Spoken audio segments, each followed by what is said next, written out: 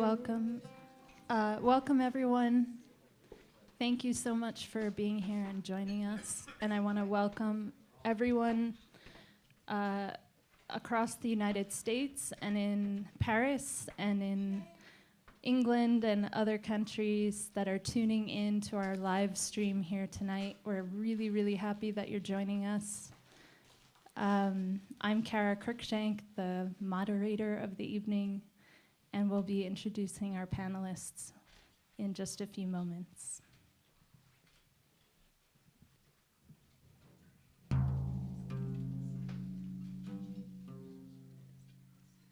لما بدا يتفنى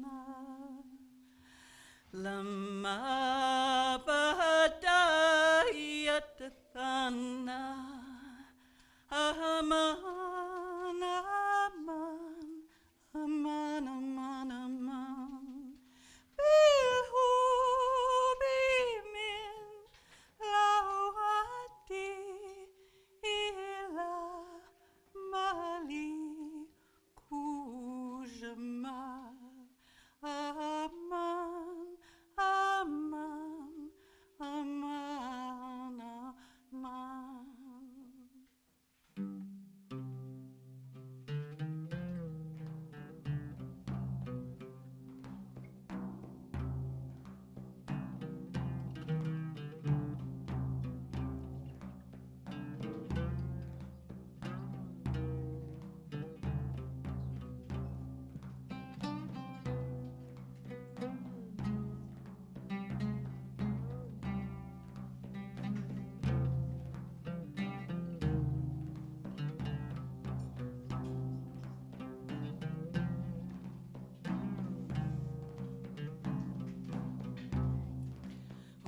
ودي ويا هيرتي ودي ويا هيرتي من لي شفتي شكوتي بالهوب من لوتي إلا مالي جمال أمان أمان أمان أمان بالهوب من لوتي إلى مالي جمال أمان أمان أمان أمان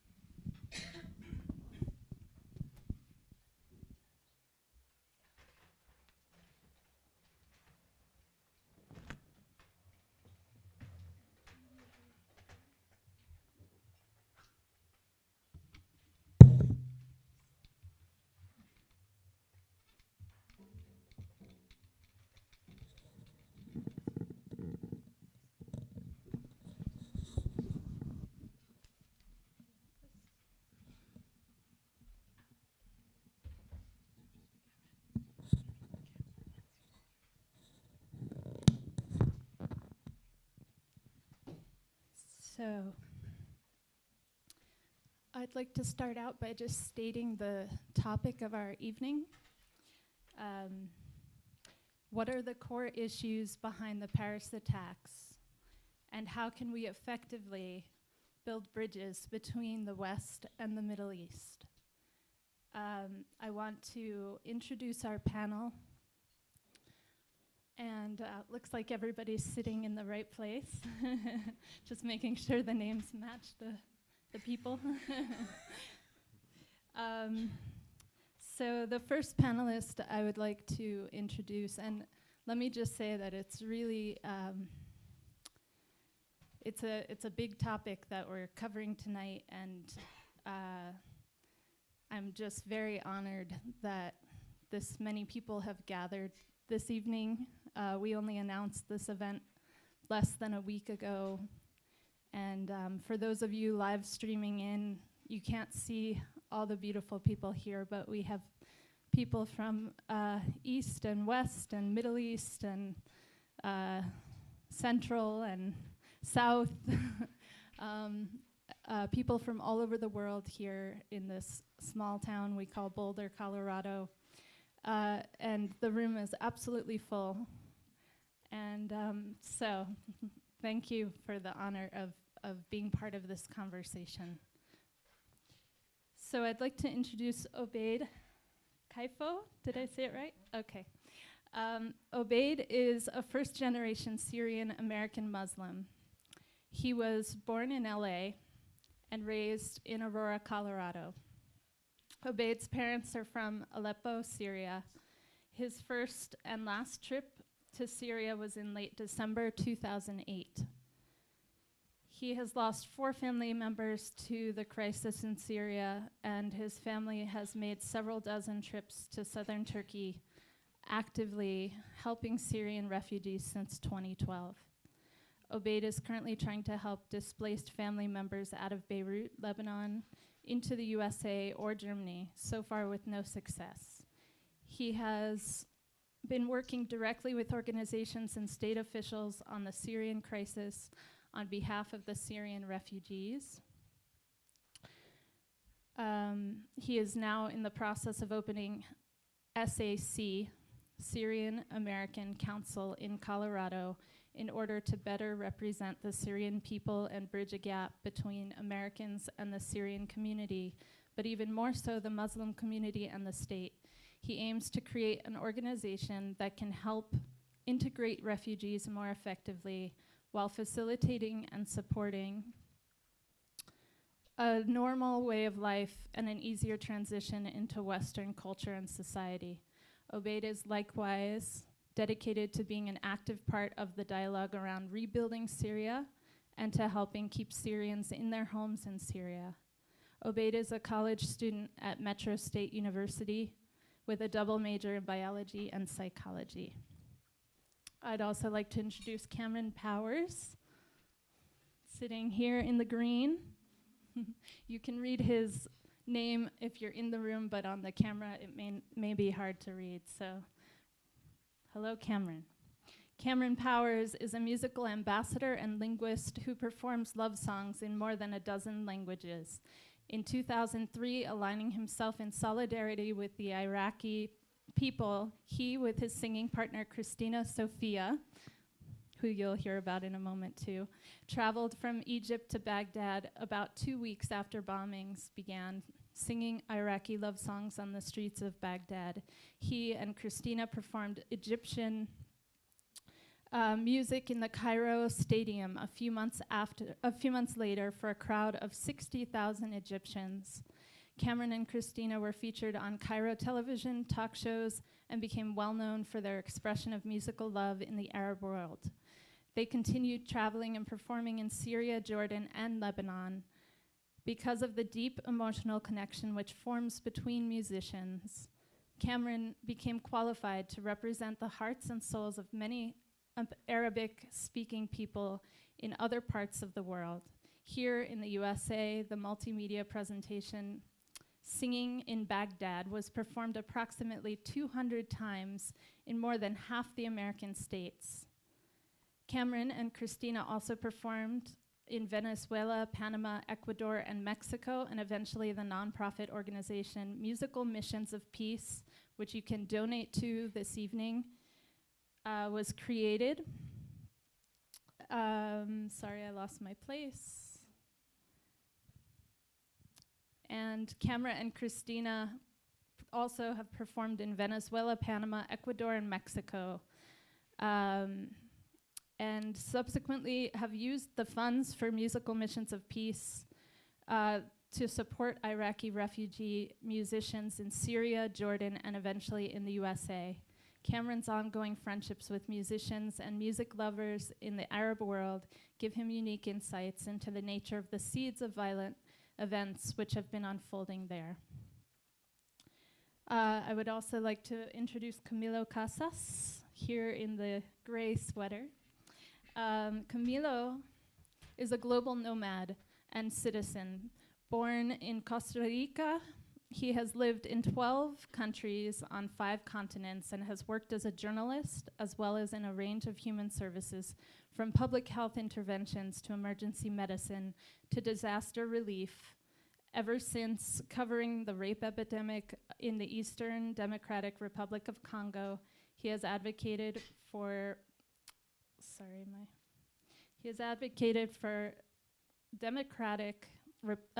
for men to take on a greater role in ending sexual violence, leading to his current position as the Men Standing Up coordinator of Moving to End Sexual Assault. He holds a BA and MA in Human Sciences from the University of Oxford. And you can also donate tonight to movingtoendsexualassault.org. I want to introduce Kimberly Braun. Okay, Kimberly Braun, our woman holding down the fort up here tonight.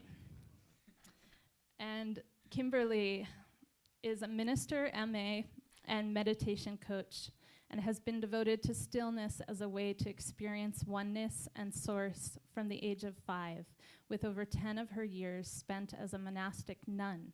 Her master's in theology was completed in 2001 in Washington, D.C., and is concentrated upon the adult spiritual journey. She loves to be a part of inspiring others to live from the power and wisdom within them. Her style is playful, deeply inquiring, and ever-growing in the synthesis of how to access this part of ourselves and how to live from that place more consistently. She is a retreat and workshop facilitator, TEDx speaker, meditation faculty at the Omega Institute, and fellow seeker on the path to living freely. She has 3 CDs and a book now available about her time as a nun called Love Calls, Insights of a Former Carmelite Nun. Visit her website to stay connected, and that's also on our email and on our website, cafedelaculture.meetup.com. I'd like to introduce Evan McCam in the black shirt to my left. Sorry for looking down, but I don't have a television prompter, so we're low tech tonight. But I do want to give a shout out to James Johnson for doing all our tech tonight. Thank you, James. James has made the live stream possible tonight and helped coordinate this evening in a big way. Evan McCam, upon graduating from college with a degree in history, Evan served his country as an officer in the United States Air Force Reserve and was retired as a major. He worked for 16 years in various management positions for manufacturing companies in the automotive aftermarket. The last 7 of those years, he was the president of Velm Incorporated, producing automotive sunroofs for both aftermarket companies and General Motors. When he sold this company in 1993, he began BPE Inc., a parent company for several operations, including EMA, a marketing, sales, and consulting firm that he continues to operate today. Evan has always been a lifelong learner and has independently continued his study and research of world history and other topics relevant to this panel. In 2005, he returned to active studies and began taking courses in psychotherapy Evan currently has an office in South Denver where he practices regression therapy, clinical hypnotherapy, and spirit release. He is an active volunteer for FISH, a food bank in Broomfield, Colorado, where he serves as a navigator, counseling and mentoring individuals and families in need. And the final panelist here tonight is Yuval Leor.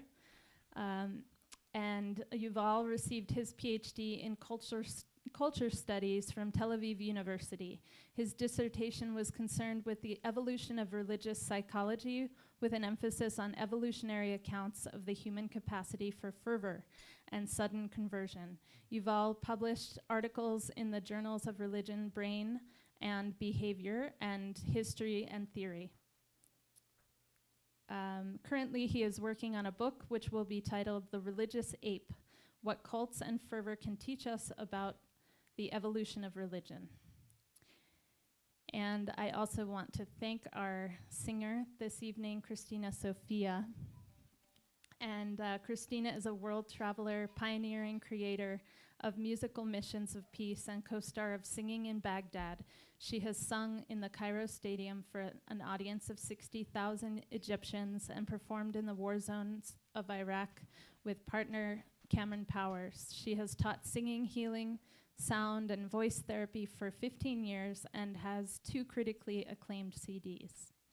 So for anyone who's tuning in who doesn't know who I am, my name is Kara, and I'm moderating this discussion. So we're going to begin with a 4-minute intro from each panelist on the topic. And do we just use this mic? We have one up here. Is that enough? Ladies first. Go first? Ooh. Let's do that. Can I get your guys' help? Can you hold this up? Okay. Let me s-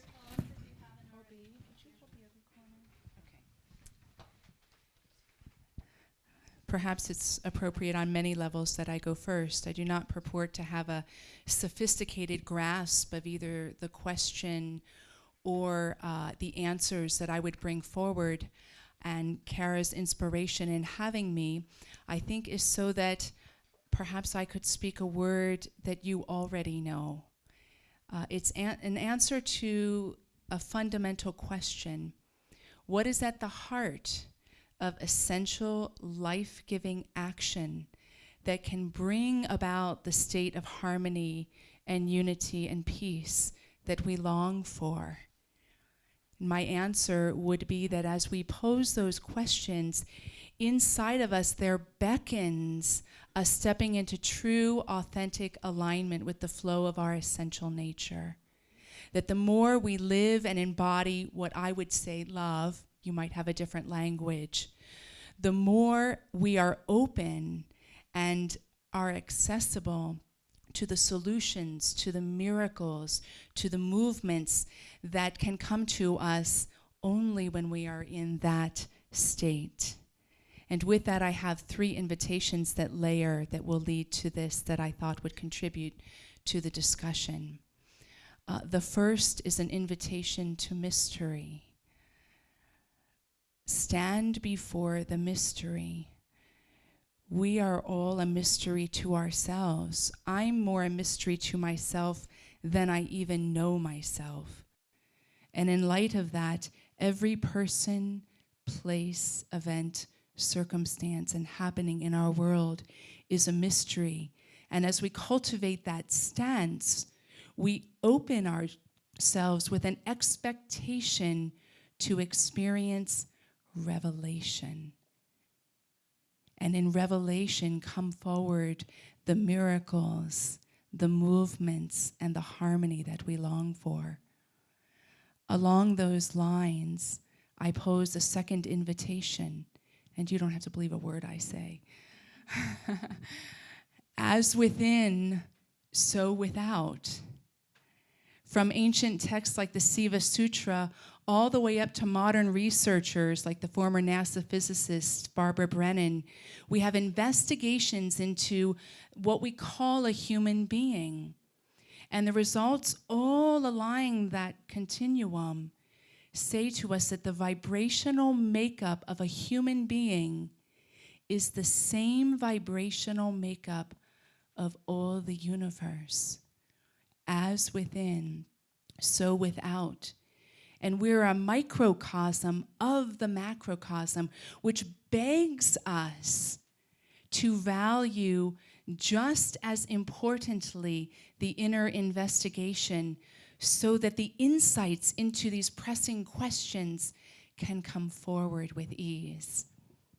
And my last invitation or question to that would be, there are many ways to investigate our essential nature, and this is one. This diagram right here comes from a book I love called Kali Rising. And it's Rudy Ballantyne's, one of his works, making accessible to the Western psyche the Eastern Tantric philosophy. And in this Tantric philosophy, he says that there are 4 aspects that make up human nature, and they are these. This symbol in the middle is the traditional yin-yang. He said it falls short of expressing adequately the tantric understanding of that, but it will suffice for our minds. And this whole makes up the human nature.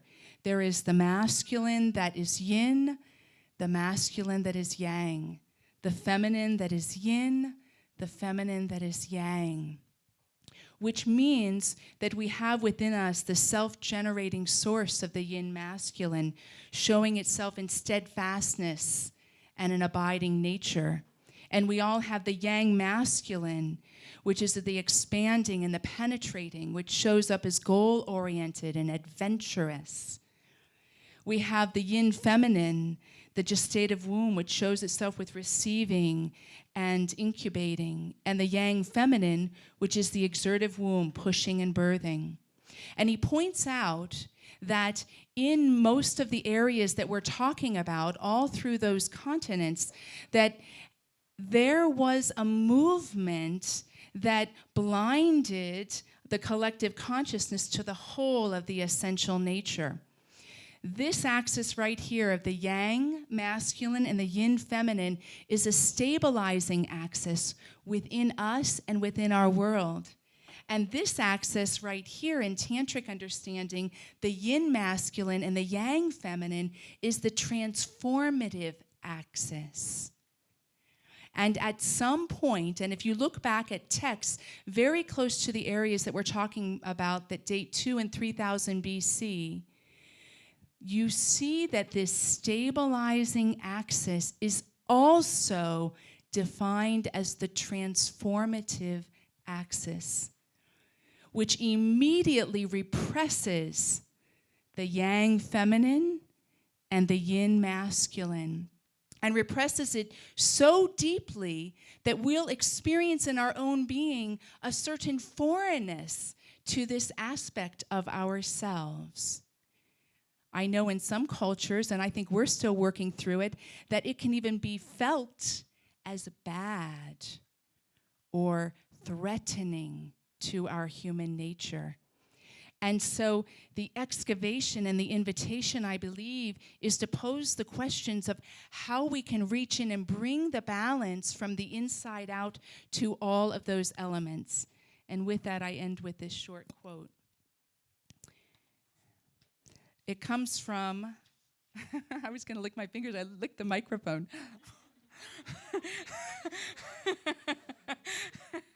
Women Who Run with the Wolves by Clarissa Pinkola Estes. She's speaking of the yang feminine. We are filled with a longing for the wild. There are few culturally sanctioned antidotes for this yearning. We are taught to feel shame for such a desire. We grew our hair long and used it to hide our feelings. But the shadow of the wild woman still lurks behind us during our days and our nights. The oppression is to the feminine and the masculine here, though it oftentimes shows up physically with just one gender. Over time, we have seen the feminine instinctive nature looted, driven back, and overbuilt. For several thousand years, it is relegated to the poorest land of the psyche. We can be revived through deep psychic archaeological digs into these ruins, and we are here to tap within ourselves this intuitive, sexual, and cyclical age, to birth forward the yang feminine births because it transforms a new way of living that we're rooted in that unity. Thank you.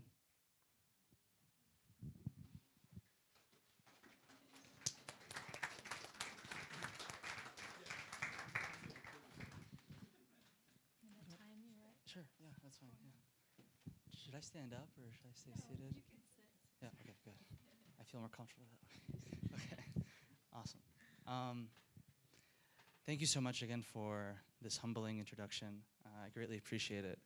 I am only here to do what I can in educating people and helping out however way I could as one individual to, denounce any of the ideas that may be radical or extreme and bring some sense to what's going on in the world, specifically what's going on with the Muslims, what's going on with Syrians, what happened in France, any misconceptions that people may have or may want to clear up for themselves, and even for ourselves. I usually don't like to, I'm a very disorganized person, and I like to speak from my heart. I like to have an idea what I want to say and then speak from the heart. And I like the people to kind of push the direction of the conversation, because it's essentially you guys are the ones that we're talking to. You're the audience. And so I want to know what you guys want to hear. And hopefully with this topic, we could, all of us collectively can bring some light to what's going on in the world and the misconceptions and the ideas that are happening in regards to, for example, like Islamophobia or ISIS or these ideas that are happening to kind of just clear up, because unfortunately, I know personally, like for myself, in the last week and a half, 2 weeks, it's been probably one of the most stressful weeks of my life.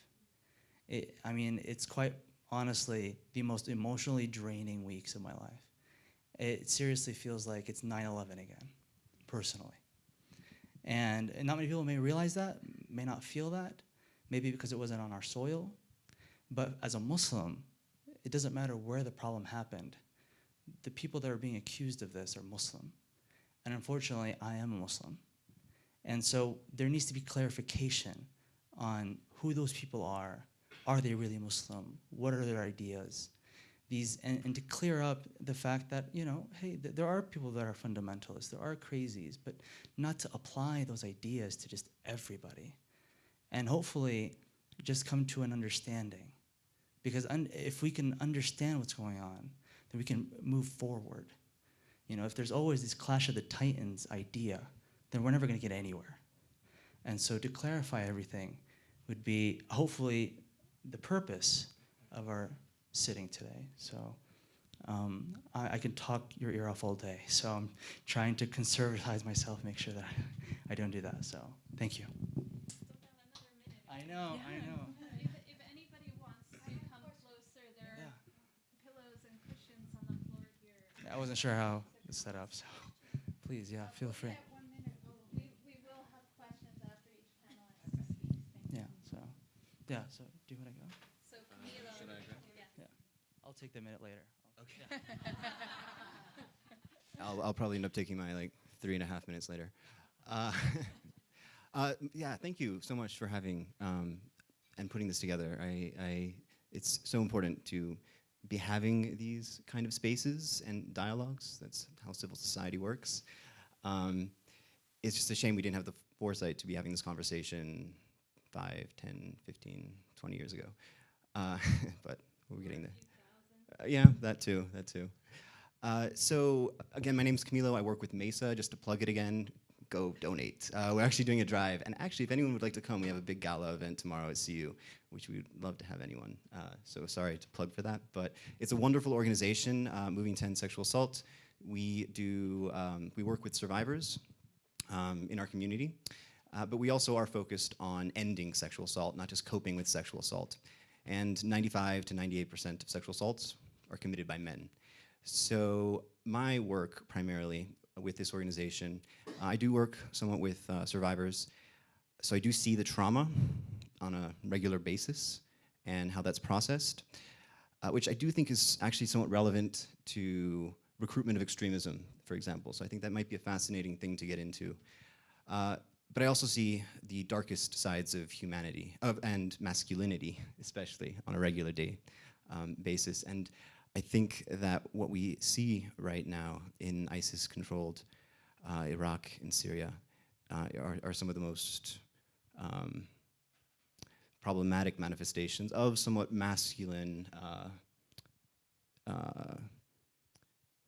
energies of sorts. So that'd be an interesting place to go. I'm also from Latin America, though I consider myself a global citizen. I grew up throughout Central America during the 80s and early 90s and saw a fair deal of the outcomes of American foreign policy.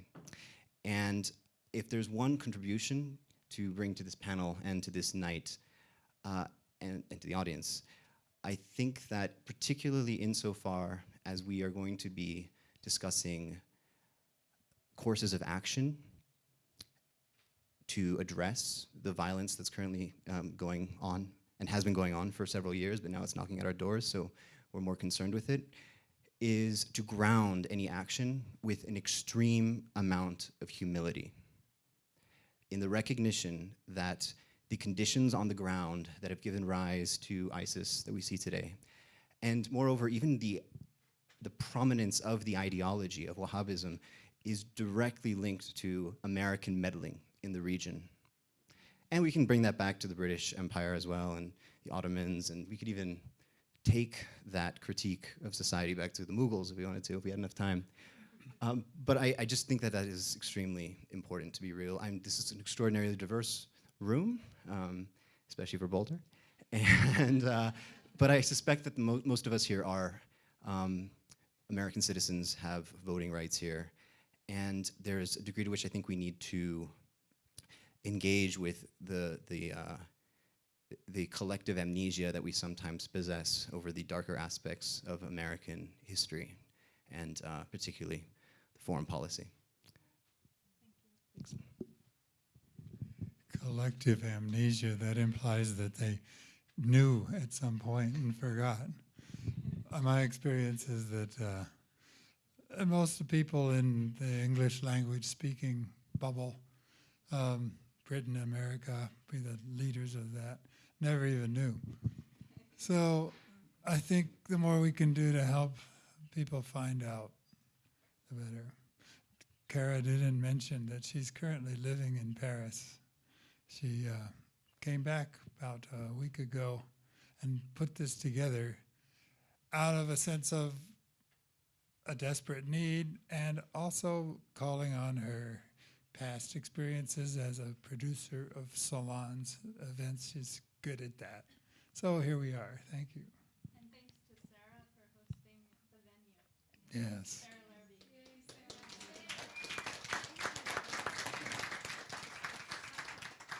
Pleasure to have everyone here and to set the tone and ground it in what you were saying, chameleon, a sense of love or well-being. How to get out of this darkness can be show the light can show harm. That's what we're trying to do. This subject is so vast that I can see myself going from subject to subject to subject to subject and driving us all crazy with an urgency to try and cover way more than is going to be possible. So I'm going to try and stay chill and cool and relax and let things come up one at a time. You know, my role as a musician, I call myself a musical ambassador. is to go around the world and fall in love with people and their music and their dance and learn how to play that with them to the point where I'm actually at one with that culture. I also am a trained linguist. I went through 3 linguistics departments, so. At heart, though, I'm a really dumb American, which gives me an advantage because I kind of know what my fellow Americans are up against. We don't learn languages. When we travel, we tend to travel in little Greyhound bus bubbles. But in Peru and Bolivia, and then in Greece and Athens, and then in Egypt and in Syria, and I actually spent the time to go learn to sing and dance and party, fall in love, and cry with those people to the point where I was fluent enough in their languages and in their way of being to, on some level, call myself a global citizen, one of those people. We all are. And the thing that keeps striking me over and over again about ISIS, ISIL, Daesh, and terrorism, and the war on terrorism, and the CIA, and the Israeli Mossad, and the people that get recruited into unknowingly perpetuating the misunderstandings and the violence is that so often people don't know how to translate from one language family to another, and they end up thinking in political blocks of linguistic realities. We put these labels on whole cultures and whole groups of people, whole tribes, and then we think because we've seen a recent evolution of political unfolding that's led to violence, and it attracts the media attention, that we somehow are trying to understand something. And I'm in this unique position as a musician of having wandered the world and fallen in love so deeply with, in this case, the people in Syria and the people in Iraq, that I find myself very alone in English-speaking culture, but uniquely qualified to try and begin, as Kristina and I did with a song, to share some of the vibrational energy of love that we've encountered. And I really want to emphasize that if you travel the traditional Arab world, and where it survives right now, are in places that are not overrun by oil-rich kingdoms, where the modern banking systems have just washed over with their desperate profit-oriented needs. You know, if you spend your time in villages in Egypt and with real friends from Iraq and real friends in all over Syria. Kristina and I rent a car in Syria and we drive around and we get to know and we sing everywhere. We get to touch that emotional love place. And my conclusion is that the people in America who are on a spiritual path, looking for something that they feel is incomplete because our Northern European Germanic culture is kind of spiritually incomplete, could easily find the tantric teachings and the other spiritual teachings that they feel they coming up with empty on in Iraq, in Egypt. Okay, I've said enough. I'm going to pass it on here. Thank you so much. Evan. Thank you. I appreciate that. I appreciate what you said. I'm really honored to be here tonight. I'm grateful for my life. I've led a wonderful life. It's allowed me to travel all over the world. I even, at one time, sold Belgian carpets to customers in Baghdad. So that might, I can tell you one thing that I've learned from a lifetime of travel, from a lifetime of being close to people, to building friendships like you talked about. And that is that everyone simply wants to live their life. They want to get along. They want to raise their families. They want to fall in love. They want to listen to the beautiful music that you played tonight.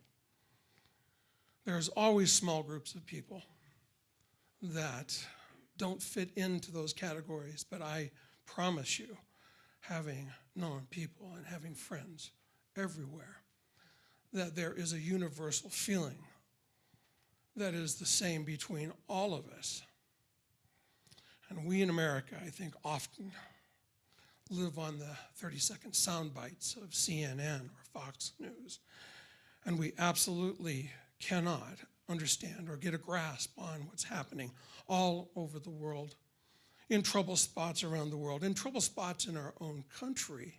We find it very difficult to understand, let alone what's happening in Syria, let alone what's happening with a small group of people labeled ISIL or ISIS. Something you said tonight, Obeid, that bothered me a little bit, and that is that you're an American and unfortunately you are a Muslim. That is troublesome, and I want you to know that as an American, I welcome you here. I love to have you here. You represent a religion that's lasted for 1,400 years. For more than half of that time, that culture, that religion was responsible for keeping intellectual ideas alive, for keeping medicine alive. The Renaissance could not have happened without the participation of Muslim scholars to help Europe regain and come back and stand on its feet again. You should be proud that you're Muslim. And I'm proud that I know you.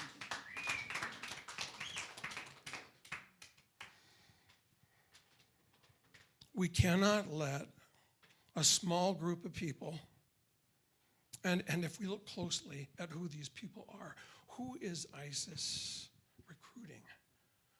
They're recruiting the same people that Adolf Hitler recruited, the disenfranchised, those forgotten, those left behind, the orphans in the streets, as you mentioned tonight already. We have to open our hearts. We have to become different people. We can't allow parts of our society to become disenfranchised. Eric Hoffer, all the way back in 1951, stated that people who are disenfranchised, who are left behind, who are unloved, who are unwanted, who come to a different country and are isolated and not accepted, they become the terrorists. They become the stormtroopers. We've seen it before. It takes a change of heart to get those changes made in all of our societies and all of our cultural groups and in our own hearts.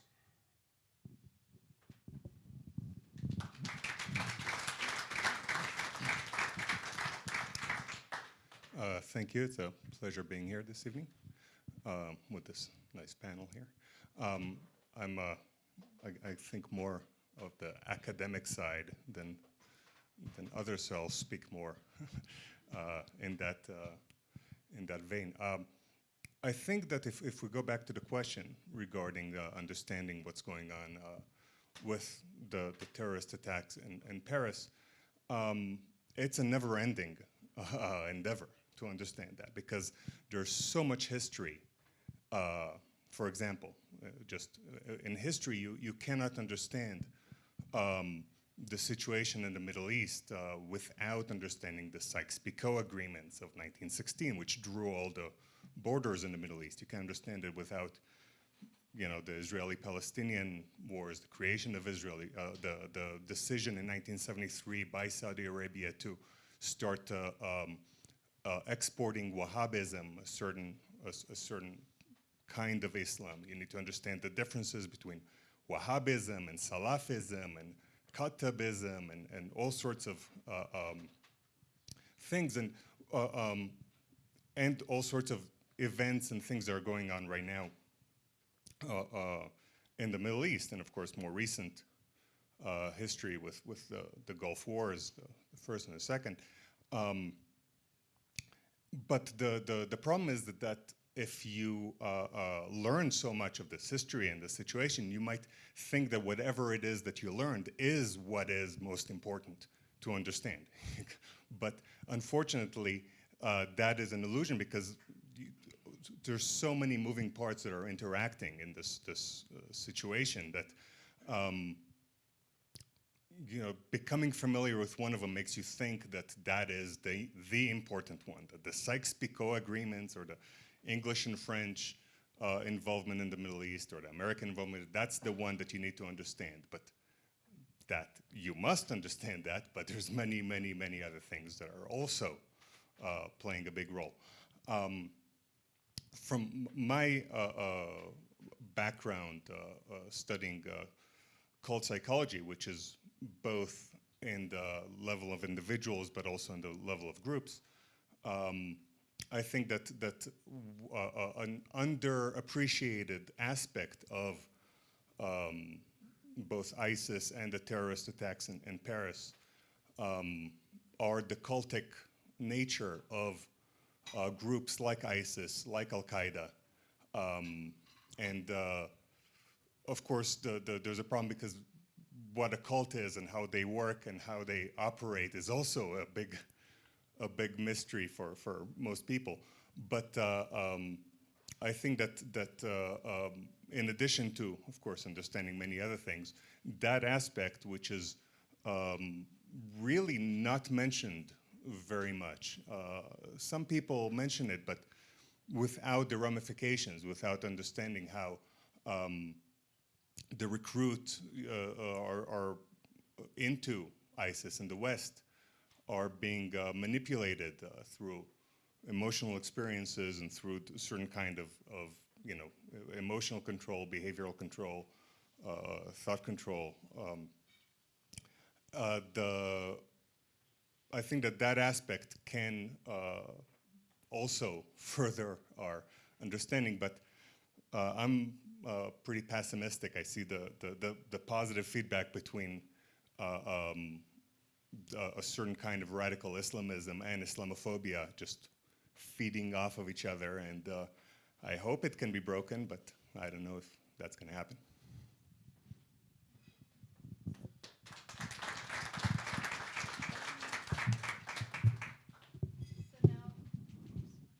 So now we'll begin questions from all of you here, and I think we were starting with you. So will you come up and ask the questions?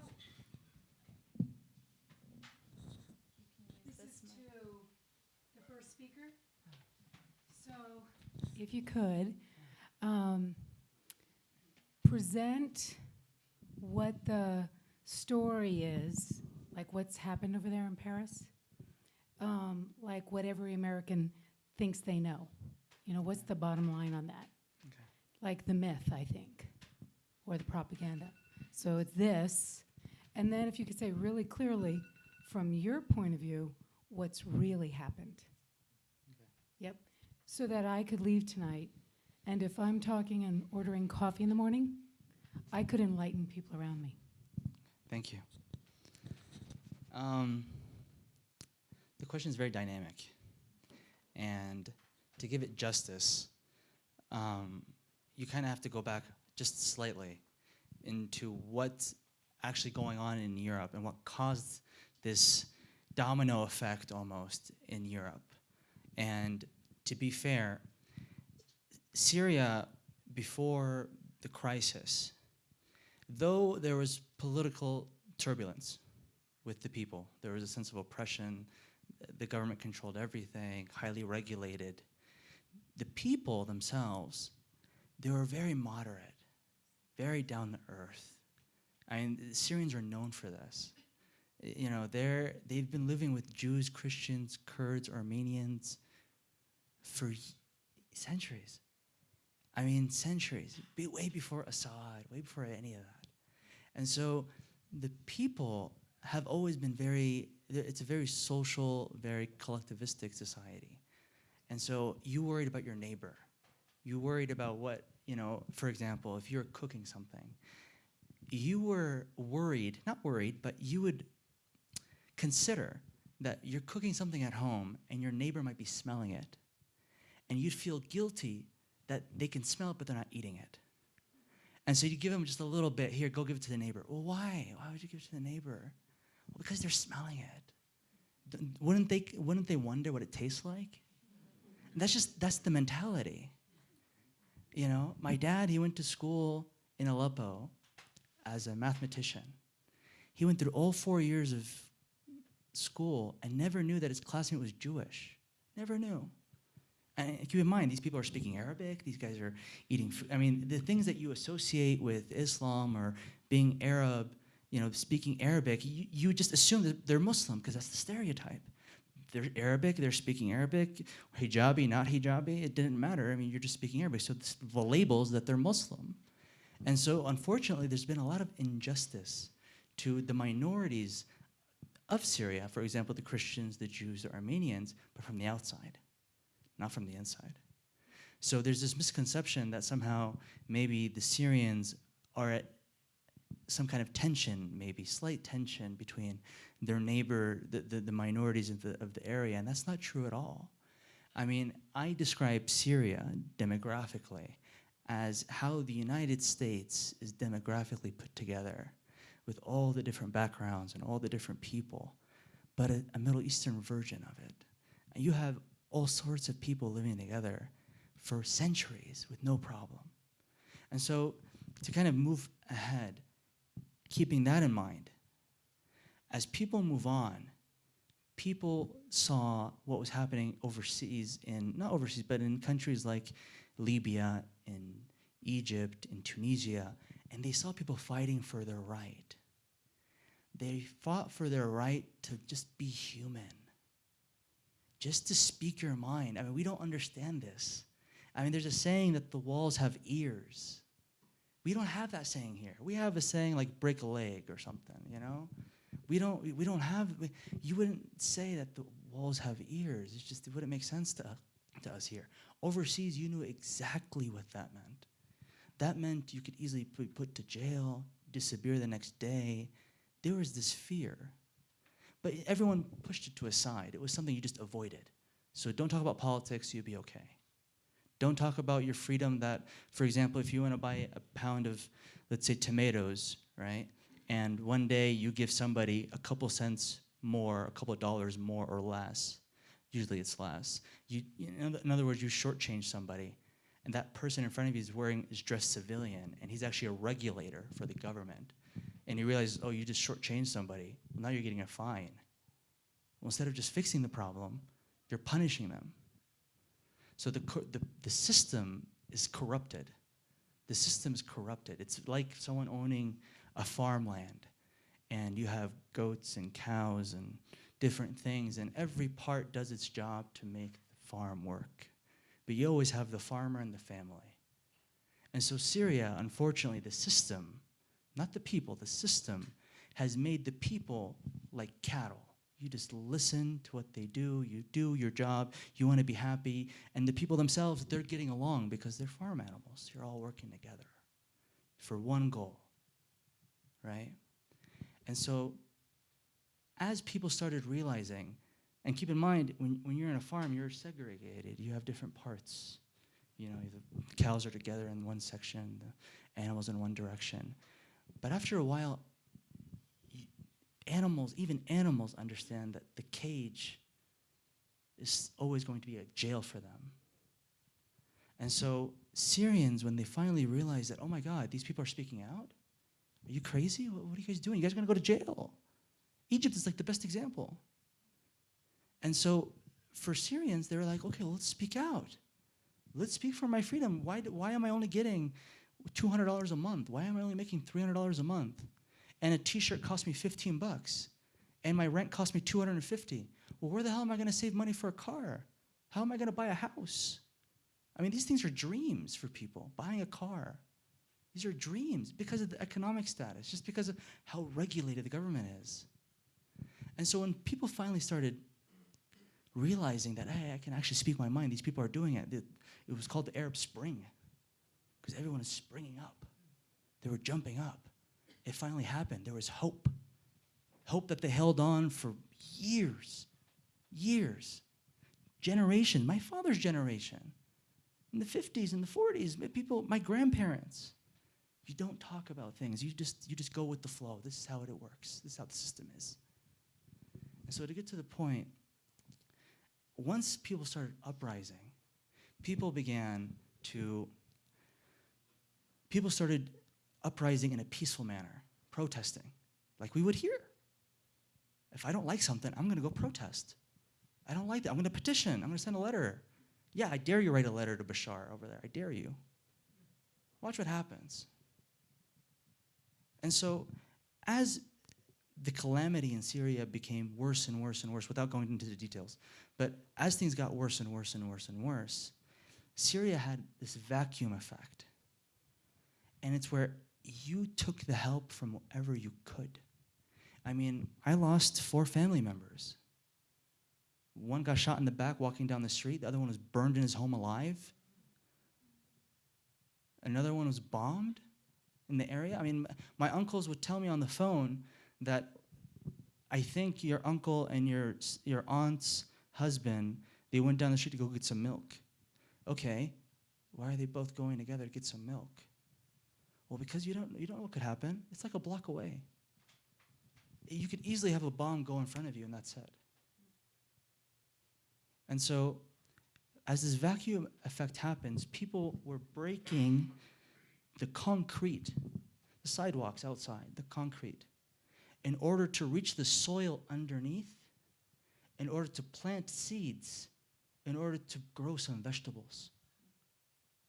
Imagine the extent of the sanctions and the oppression that's happened to these people now. That people are breaking concrete in order to reach the soil underneath. I mean, you wouldn't think of that. People are eating leaves. They're eating leaves. They're eating grass to survive. I mean, these are people like us. We were like in Aurora, just like me. I mean, there's no difference. No one would have ever thought Syria would be in this situation. Because knowing Bashar, at least the educated person he is, you would think he would just step down. Let the people get what they want.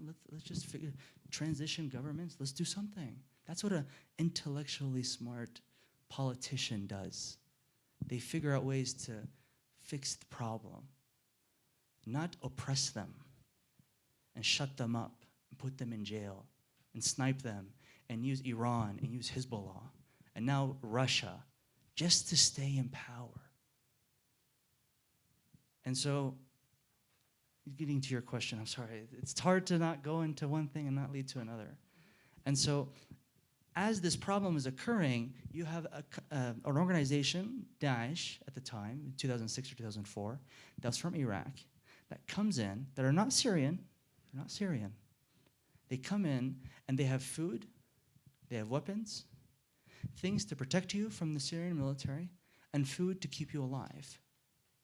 Well, I'm sorry, but out of the 2 evils, which one would you pick? Assad, who's shooting you even if you walk outside the street, or a guy that's speaking in Arabic, mind you, saying, here's some food, here's some money, here's a weapon in case you get, because this was a known fact that people were coming in, bombarding, stealing women, raping them. It's very ugly. So you did everything you can to protect whatever you have. So a weapon was necessary. And so you have this vacuum effect where people start having to pick sides. Do I go with ISIS or do I go with the Free Syrian Army or the rebels? Your neighbor, in other words, because the rebels are just your neighbors.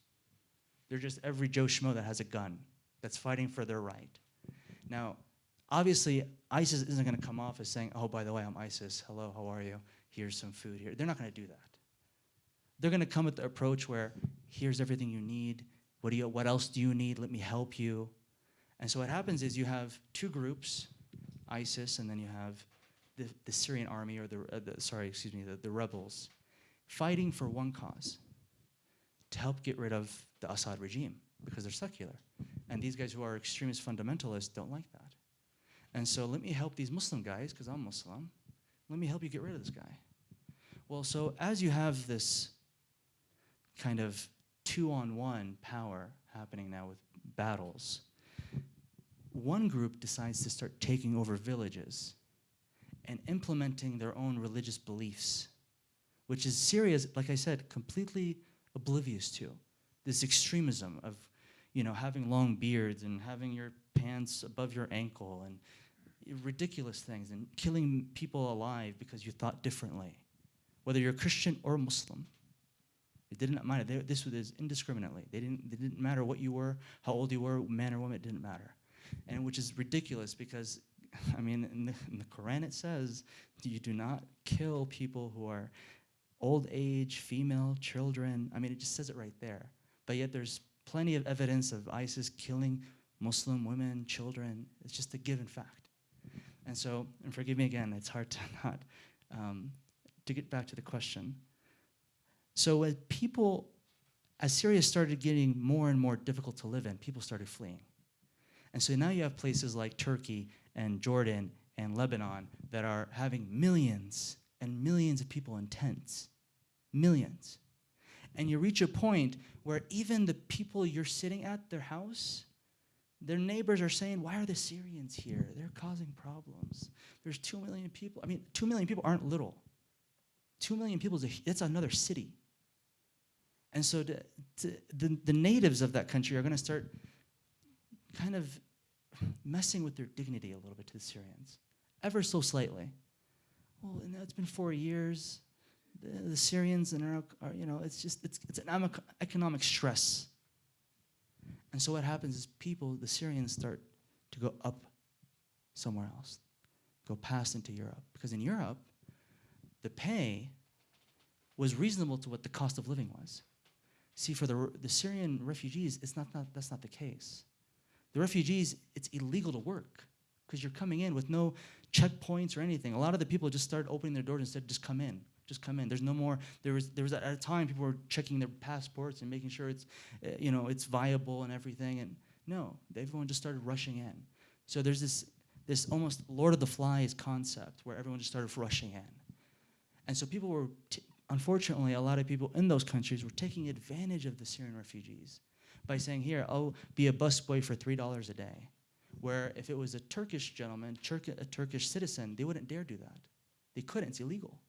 They would immediately call the authorities on them for paying them how much they are paying them.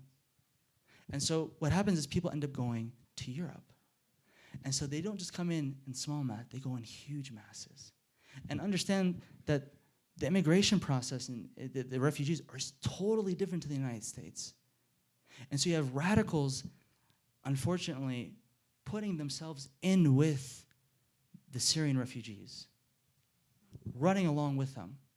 Or the ones that are already there, those radicals that are already in France, the ones that are already in Berlin or wherever, these fundamentalists that already exist in that region, as they come and they start planning and they come in, well, if this chaos is happening in Europe, and then 2 weeks later you have a bomb that go off, I think it was 3, and then you have hundreds of people die.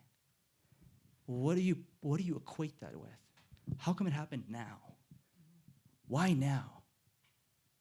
Right when the Syrians come in? And keep in mind, not just Syrians. There's plenty of other, you have Afghans and others. They're coming in also. And then you have this bomb that comes off. And these are Muslim fundamentalists. And Syria is mainly Muslim. So now you equate both. If Syrian refugees come in and they're Muslim, then guess what? You're going to have a bomb that's going to come off in your neighborhood. Because this is where Islamophobia comes in. That because you're Muslim, you're going to bomb me. Just look at what happened in Syria. Look at what happened in Europe, in France. And so for that reason, and forgive me for going along about this, but people unfortunately now are putting Syrians as a whole, that speak Arabic, they may be Christian or Jew, going to another country just to seek freedom, just to make ends meet, just to eat. They're not looking to live off the welfare. They're not looking for that. They're hardworking people. They'll do what they can. But to equate them with this terrorism, that's completely away from how they are. They're moderate people. They've been living with each other for hundreds of years. Now suddenly they're going to start bombing neighbors like France? That makes no logical sense. But unfortunately, people who are closed-minded, and they equate 2 and 2 together, they say that makes sense. Well, take it from their perspective. Okay, well, I understand the idea. Syrians, and then a bomb comes off and they're Muslim. It makes sense. But what you have to tell them and understand that, well, those aren't Muslim. Muslim fundamentalists are not Muslim. They are the farthest thing from Islam. I am a Muslim, and if I had the chance to kill one of them, I would. Because they're ruining the name of Islam. They're destroying the name of Islam. I am a Muslim, I'm telling you that right now. And I'm quite a moderate. So for me to say that, it's pretty ridiculous. But these people are the farthest thing from Islam. And these are just simply radicals. So when people say they're Muslim, they're not. So forgive me for going on and on, but hopefully I touched on the question. All right. Thank you for the explanation. Just to kind of bring us back to center, we want to very much focus on peaceful solutions. So this is not a forum to state aggression or the desire for violence to anyone. So I'm just kind of holding the space for that. So it's time for another question, or did you want to make a comment? Okay.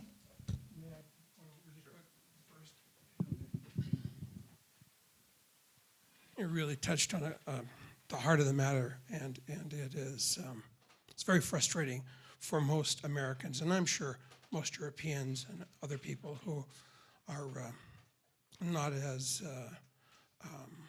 focused as they should be or informed as they should be. You really have ISIS. I just read an article by a Sunni scholar, and I'll take a moment just to talk about it. And this scholar was so upset, so angry, so astounded that the world could look at ISIS and equate them to Sunni.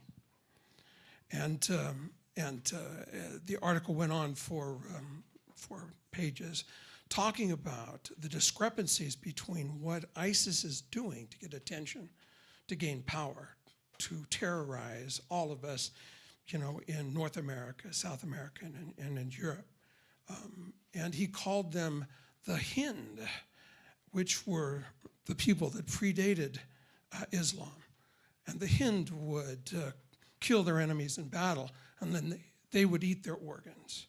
And we have watched on our internet that these people who call themselves Sunnis and represent Sunnism and represent Islam act like barbarians. You cannot look at the people who are causing the grief in the world today, the people of ISIS. You can't look at Al-Qaeda, even though Al-Qaeda is almost totally consumed these days by ISIS. You cannot look at these small splinter groups. The Wahhabi, Osama bin Laden was a Wahhabi. They are not people of Islam. They do not follow Sunni tradition. They do not follow Shia tradition. They are outside of everything that is held dear by those who believe in the Quran.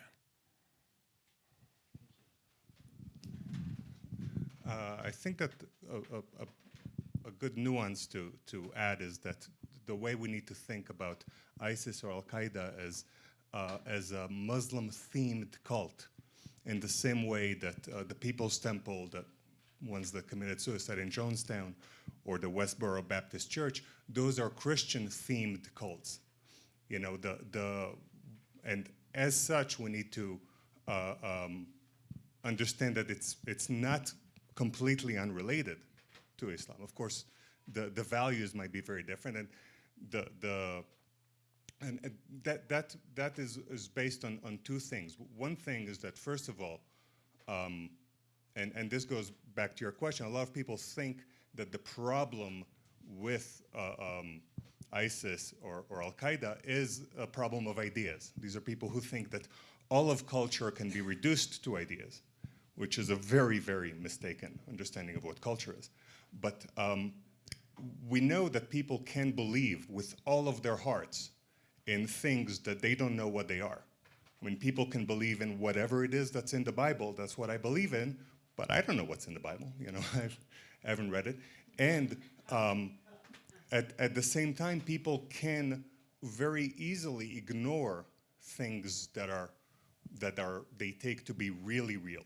So it's hard to ignore regular things. You know, if there's a traffic jam or something, you can't ignore it. But if the Bible says that Christians need to sell all their, you know, give all their money to the poor, you know, people in Republicans and the Tea Party do know this. They don't, but they ignore it. So you can believe very strongly in things you don't know what they are. You can ignore things that you think are absolutely real. And as such, it's not just ideas, it's a lot of moods and motivations and all sorts of kind of group dynamics that resulted in these Muslim-themed cults becoming so far away from traditional Islamic culture. Thank you. Are we ready for the next question? I think to add to it, I had seen something on one of the history channels a few years back, and what I have always found helpful as well with these, what is very a radical expression of humanity that is banking everything on what seems to be a truth, and there's a lot of movement with it. There was an instance when the Ku Klux Klan had chased down a few people who were working towards freedom in, I think, Alabama, and one of the men who was run off the side of the road was standing right before the Ku Klux Klan member, and he held a gun to him. And as he held the gun to him, the man looked him in the eye and said so sincerely, "I understand how you feel." And though that didn't change his fate in that moment, that man ended up dying, that honest confession of the one that was on the receiving end of that gun did work a true coming about for the person that held the gun. And I think that's helpful as well when we experience things that are radical expressions in our own humanity, that they're threads that we're a part of in some mysterious way, and it can help to lead to some of the peaceful solutions we long for. Are we ready for the next question? Yeah, I might spice things up a little bit and give a little bit of pushback, just a little bit. And so one of the innovations of Takfiri Wahhabism is that it's not just enough to spread your religion and as much as you are able to emulate the best principles of Islam, it's the mandate that you also need to force others to adopt Wahhabism or Salafism. And so at the core of what ISIS is about is actually othering everyone as either non-Muslim or a Wahhabi Muslim that's truly practicing as they deem important or valid. And I just get a little, and I get a little uncomfortable saying that, labeling them in the same, because essentially we're equally saying they're takfir for not being Muslim. And I'm not saying, I don't think we should essentialize religion in some way and should be just careful with labels. But like, speaking of the Ku Klux Klan, to say that they're not a white extremist group is obvious. I mean, but at the same time, there's a lot behind the KKK and its emergence. There's the fact that the KKK always cropped up after every war that the US was involved in, and you had a bunch of unemployed veterans with these skills. Historically, that's existed. There's a reason why white supremacy is creeping up again. And to not engage in the underlying socioeconomic realities that are giving rise to this disenfranchisement, that are attracting people to these extremist ideologies, I think is a disservice. And so, I guess what I'm trying to get to is, it's easy to say that Islamic State has nothing to do with Islam, but I think that somewhat restricts our capacity to understand and analyze and empathize with the on-the-ground reality of why this doctrine is actually pulling people in. You're right, you're right to an extent. I think that's fair, because not all Wahhabis, to be fair, not all Wahhabis are bad, or these ideologies are bad. Especially Salafi, because Salafi is an off-branch of Wahhabism, because Wahhabism got such a bad rep. And so Salafi means pure, essentially, like wool. And so it became very, people got tired of the name and the stigma that happened to Wahhabism, so they branched off to another one called Salafism. And unfortunately, some of that lingeringness that happened in Wahhabism ended up in some Salafi sect people. And so, to be fair, not everyone who adopts this methodology is a fundamentalist or an extremist, but you can possibly say that they're quite conservative. They're very, very conservative.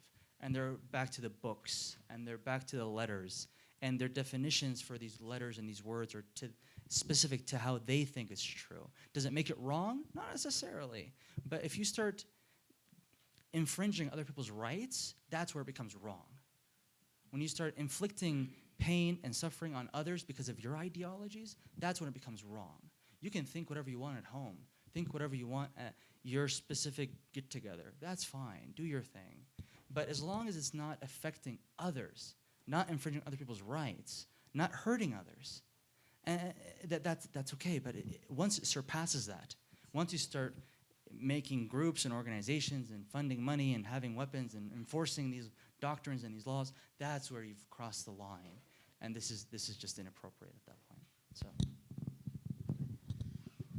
I think everyone on the panel has put in their 2 cents on that, on these themes, so I should put in mine too. The quest of finding a way to further peace on planet Earth, in other words, if these violent acts are resulting of misunderstandings between the East and West, which is kind of the theme that we're starting with here tonight, and what can we do about that if that's the case? Then I can see so many repeating patterns that I can feel very frustrated if I look at too small a picture. For example, Saddam Hussein was a big problem in Iraq, and Kristina and I were spending a lot of time in Jordan before 2003, staying with an Iraqi family. And they were saying, yes, Saddam is a problem, but he's our problem. It's going to get a lot worse if the world tries to intervene. And I can't help but think that we're seeing some repetition of that with the Washington obsession of removing Bashar Assad. You know, when you take out these evil leaders, you know, you make a lot of people happy, but you also create a vacuum that, you know, I was saying that when Kristina and I spent time in Sayyidah Zainab in Damascus, where 3 million Iraqi refugees were living, you know, the streets were filled with orphan children that had lost to the US and British bombing, which from 1991 to 2010 has killed 5 million Iraqis from the sky. No one was counting, but a few of us. And those orphan children were running in the streets of Seda Zainab, and they didn't even speak a human language. They snarled. And we were just discussing before we opened the panel, what percentage of the ISIL, people are those orphan children? And some of us were guessing maybe 95%. There's like a bunch of ideology-driven people in places like Brussels or Paris that are kind of the people that have the mouthpiece of who ISIL is, but the meat and bones and the blood of the people on the street that are doing the violence are those orphan kids, and they just don't know any better. So these are repeating cycles of violence that you see over and over again in history, whether it's, back to the Assyrians and the Babylonians and the Romans and, on and on and on. What do we do to undermine this cycle? My suggestion is that it requires, Kimberly was saying, okay, we hold the mystery, number one, and then number two, we realize as inside, so is outside. What we're talking about is a fundamental transition of the human heart. And the Dalai Lama, when asked about what to do for world peace, he said, more music festivals. Well, of course, I'm a little biased because I'm a musician. But I gotta tell you that when you get a bunch of people dancing together, that there's some amazing transitions that happen. And I think that as long as we sit in front of televisions trying to digest sound bites of complex political symbolism, we're going to keep dividing the world into good and evil and black and white. And we're going to have a hard time really breaking these cycles, that there's a revolution of the human heart required. And when I travel the world, I discover that no, it's not just New Age Americans that are the cutting edge of this movement. There's people all over the world that are the cutting edge of this movement. And to start to learn to trust yourself so that that inner being that Kimberly was mentioning becomes for you the external reality. So when you go to Tel Aviv and you look a person in the eye, you know that you're looking at yourself and that you love yourself. And then boom, there's a instantaneous psychic transmission of love that can happen. And you'll never find that watching news on television.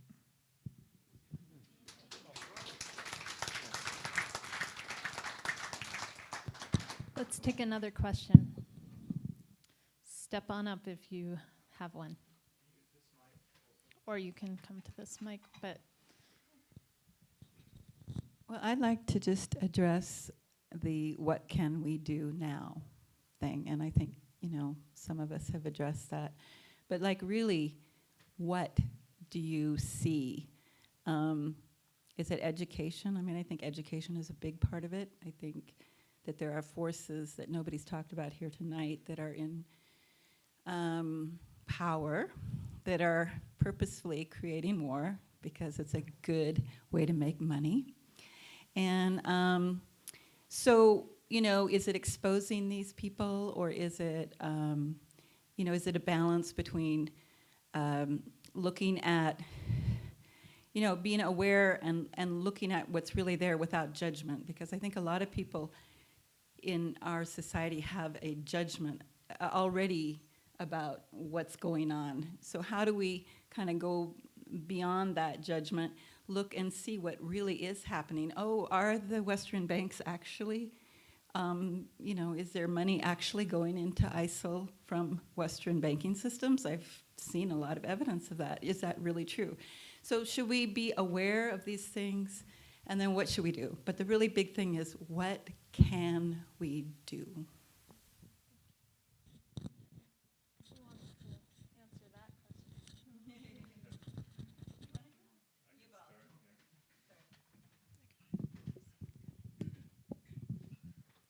Well, there's, of course, a lot of things we can do. You mentioned some. I think stopping the bad things we're doing could be a good start, you know?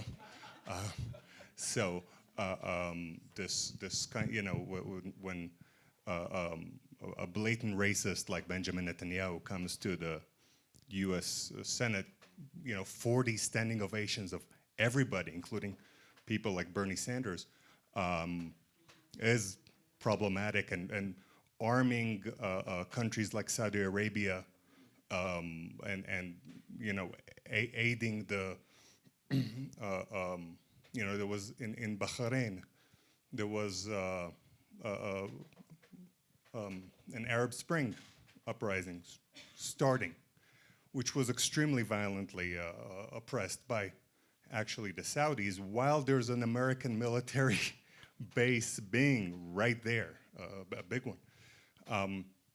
So we can start by, you know, stopping this kind of blatant problems. Now, if one understands that things like Al-Qaeda or ISIS are cultic, we do know that violence is an extremely ineffective way to fight cults. I mean, I don't know if you guys remember in the Waco, Texas, there was the Branch Davidians, which were really the U.S. government.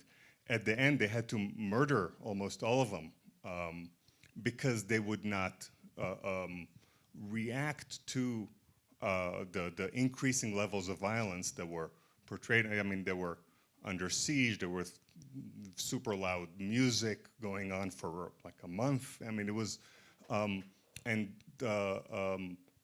this kind of aggression towards them did not help fight them. It just strengthened them. And I think that that's what's going on with this kind of, even Obama's bombing of ISIS, and you know, now all of Europe and Russia and everybody is, you know, fighting who's going to bomb more, you know. And I think that that's extremely counterproductive, even fighting. I mean, it might be that we are in a situation, you know, they say that a stupid person can throw a stone into a well and 100 smart people won't be able to get it out. So we might have broken things to an extent where there is, you know, no escape from a war going on right now, and I'm not sure, but what we have been doing so far has been extremely counterproductive, and you know, I'll add a joke that is told about the Crimean War, where a Russian mother is sending her kid to fight in the war, and she tells him, I want you to, in the morning, have a good breakfast, kill a Turk, and then rest, and then have a nice lunch, and then kill another Turk, and then have a snack. And he tells her, well, what if the Turk kills me? She says, why would he do that? What have you ever done to him? You know? And I think that in the West, we are like that mother. I mean, you know, why would anybody want to do anything bad to us, you know?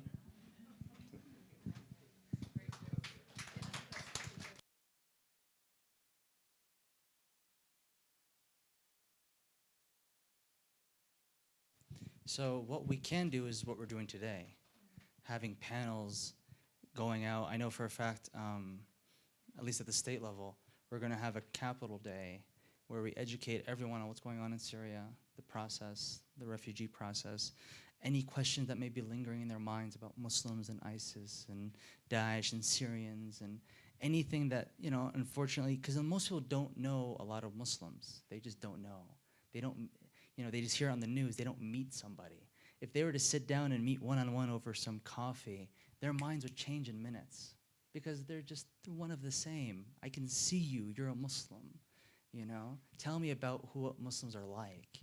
What do? Do you go to school? I mean, these things that they need to kind of grounded in life and humble themselves a little bit on the realities of who a Muslim is and what are Syrians like, because unfortunately now they're collided. Being Syrian and being Muslim are two things now.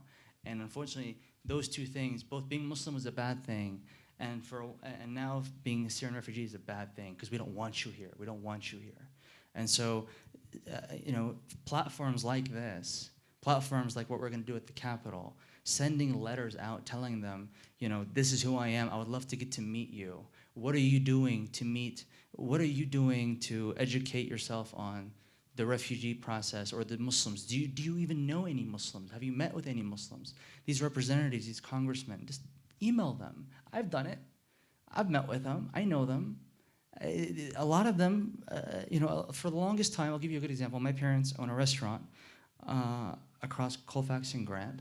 And just by coincidence, being right there across the Capitol, people come in that want to eat.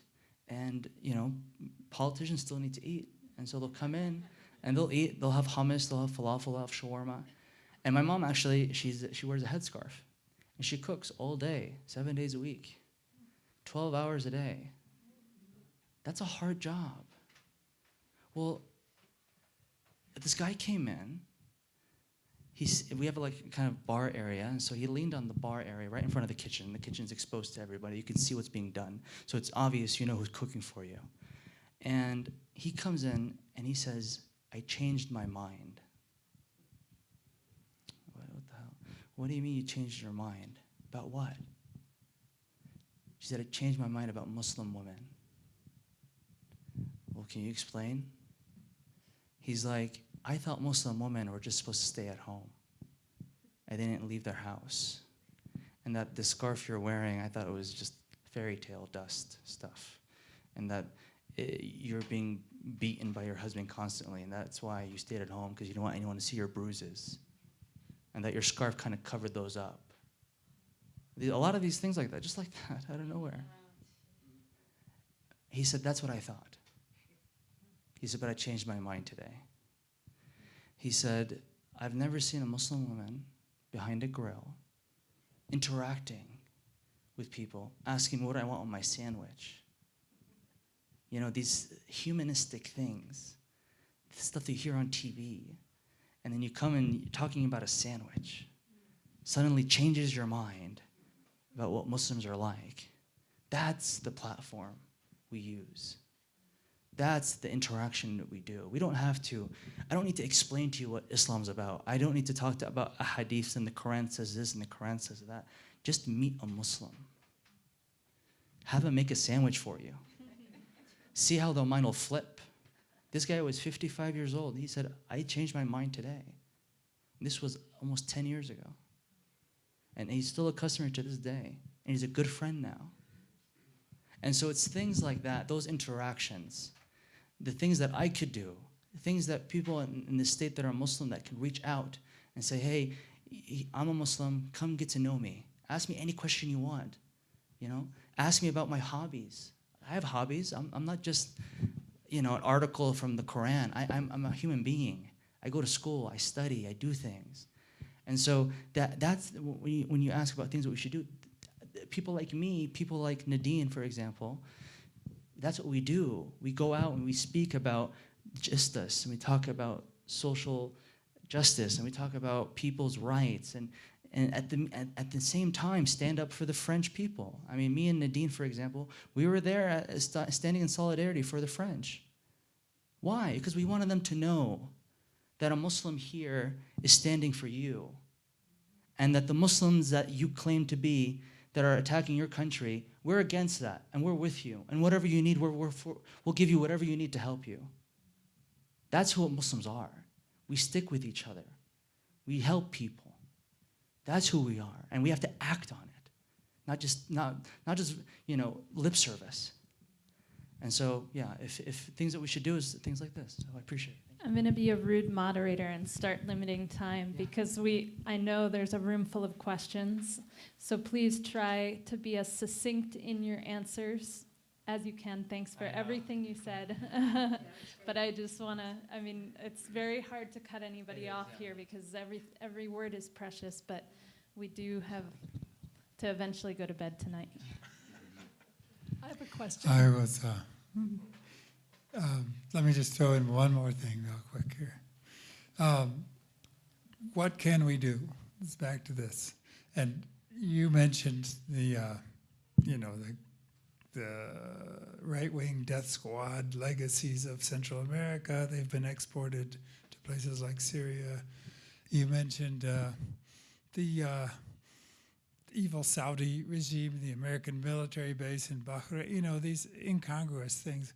And what we can do is, number one, we can be a little bit aware of the powerful traditions in different cultures and history. Like, we haven't mentioned banking traditions, the riba rules of Islam that are actually in many ways more fair to the poor folks than the modern Western banking rules are. And there's a lot of pressure from the banks of the West to get into places like Syria where they haven't been allowed before, because modern Western banking practices that compound interest on a loan are not in alignment with ancient traditions. And the other thing we can do is start to decipher the modern global power trip game that's being played by China and Russia and the United States and Germany and Saudi Arabia and Israel, and who is doing what. If I have had any success in deciphering that puzzle, I would say that it's quite surprising, maybe, that you would hear this, but just so you know, and you can make up your own mind, the United States and Europe and Israel and Turkey and Saudi Arabia and the Western military-industrial complex are on one side, and Russia and Iran and Hezbollah and to some extent the history of the Assad regime are on the other side. And if you really study who's supporting who for what, who's getting, follow the buck, the arms deals and so on. If you decipher the patterns in all of that, you can start to make intelligent decisions. What can you do? I'm trying to bring this back to what you can do. You can actually start to withdraw support from certain elements in our own society that are perpetuating these cycles of violence. For example? Well, no, it's too complicated. You'll have to make up your own mind. I'm just suggesting that you study things that maybe you haven't studied. If I start throwing things out without enough context, it'll be too confusing. There's a question. Oh, no, You just might want to say that the military-industrial complex, look at the defense budget. Compared to the United States defense budget to every other aspect of budgeting done in our country, it's 70%. There you go. There's a big one. And just to make two real quick comments, education is so important. We've got to educate ourselves. Take more than those 30 seconds to get familiar with what's going on. I love what Obeid just said about Muslim women participating in business and whatever. The largest pharmaceutical company in the world is located in Indonesia. 40% Indonesia, all Islamic peoples. 40% of the management of that company are Islamic women. And the education of Islamic women go all the way back to the Prophet, but in 859 CE, a woman, a Muslim woman, started the first college for women. Her name was Fatima. First college for women, 859. Look for one in Christian history. I'm just trying to say that there are questions out there. We were trying to get more than. Yeah, I think one, it's worth throwing out, and it'll be very fast, but there is a profound humanitarian imperative right now. This is the greatest displacement of humanity in the history of humanity. To put, I'm sure there are many parents in the room, to put your child on a boat to cross the Mediterranean that you know full well has a decent chance of sinking, you're in dire straits when you're there. There are many wonderful organizations doing work with charities and on the ground doing humanitarian work. There's a lot of noise about not wanting refugees. I think there needs to be more noise about wanting refugees. And actually Hickenlooper, our governor here, Colorado, he's been good on that. But we all need to be making more noise. And I would just say, I think the greatest response, and it's a shame that Hollande didn't have the leadership instinct, but the greatest response to the Paris attacks wouldn't have been the bombing of Raqqa, to bomb some warehouses in Raqqa. That's a very weak response. The greatest response would have been had he come up and said, you know what, we're going to join Germany and we're going to take as many refugees as we can. And we, as a country, I think also need to be making moves in that direction. Question from the back. Yeah, please. Yeah, go ahead, go ahead. Or I believe she was first. I apologize. But right after her. Yeah. Hopefully we'll do faster questions this time. That way we can. I just wanted to make a quick comment in terms of like the question of what we can do now. And I think the biggest thing is... Why don't you come here? Okay. Because- So one of the rules of a panel is that the audience can't make statements, they can ask questions, but we're making an exception because we had a request before the event began, and so here it is. Oh, sorry. So my name is Nadine Ibrahim, and I'm... Sorry, do you want me just to like kneel down here? Okay. The biggest comment that I wanted to make in terms of like what we can do now is we got to take a look at our community. We are a very diverse community, but when was the last time that we asked ourselves, how inclusive were we? How inclusive were we in involving all these individuals that come from very diverse, unique backgrounds into what it is that we do? We take a look at the Muslims and in terms of the Colorado community, and they're taking a step towards that. They're opening up the doors of their mosque and telling people, come and see who we are. Come and meet with the Muslims. Come and see what it feels like to be in a mosque. And with that, we also had a positive response in that we had community members who brought flowers and letters of support to our door. And quite frankly, as a Muslim, that meant the world to me because that meant that my community was there supporting me in a time where the media and other individuals that were coming out on the media were trying to perpetuate this idea and trying to define who I am, when in all reality, they did not know who I was. And they did not know that I always stand for and always advocate for humanity.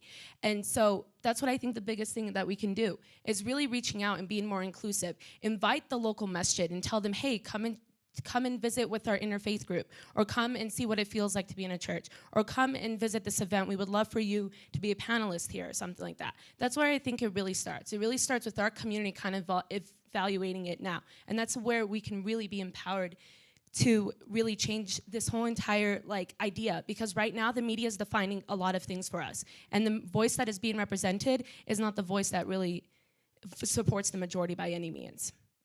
And so that's what I would have to say. Benjamin, do you want to shout your question from the back? Yeah, sure. Thank you for the invitation. 1 week after the attacks in Paris, I had a vacation plan with my daughter, 12-year-old, to go to Paris. And we went. And I just got back a couple days ago. The question I was asking myself in the 4 days or so before I left was, and the question that got mimicked to me by the Parisians that we spoke to, and what I was hoping to have answered tonight that I have not yet gotten, and I'm sure a lot of you understand, and I would like one person to choose a very succinct answer to this. Why did this happen? So I'm going to repeat the question. Why did the Paris attacks happen? And whose microphone do I have? I have a very succinct answer, because violence begets violence. It's, if you look at the history of the colonial occupation of planet Earth, all over South America, Africa, and the Middle East, the boundaries that have been drawn over the last 400 or 500 years, and the torture and the enslavement of the indigenous populations, including the people in the indigenous Middle East, it's ugly, and it's coming due. You know, it's time. The indigenous people are finally through internet sources that are becoming powerful globally, and they can start to shake that off. And that's my succinct answer. It's violence begets violence. Does that make sense? Oppression. I walked through the Louvre and I saw it from the 10th century. I'm not. In the art. Yeah. Tell us. Well, so it's the oppression of people oppressing each other, and so violence is finally just springing out as the only option. Exactly. And the human heart transition is the only solution. But it doesn't mean that, look, the Dalai Lama also said, do work for peace, but don't expect help from God and governments. She put that on the, I'm really inviting us all to become activists personally, because I'm sorry, but sitting in a room with like-minded people and sending out positive vibes is not enough. Yes, prayer is a good thing, but God can only do so much. We have to do this transition of the human heart, and it means you really have to go out there and buy a ticket to Indonesia or somewhere and really go and see and get to know and fall in love. It's not something that the past patterns of humanity has been able to solve. We have to be more proactive with reaching out in love energy. We really have to do that. Music is a great vehicle for that.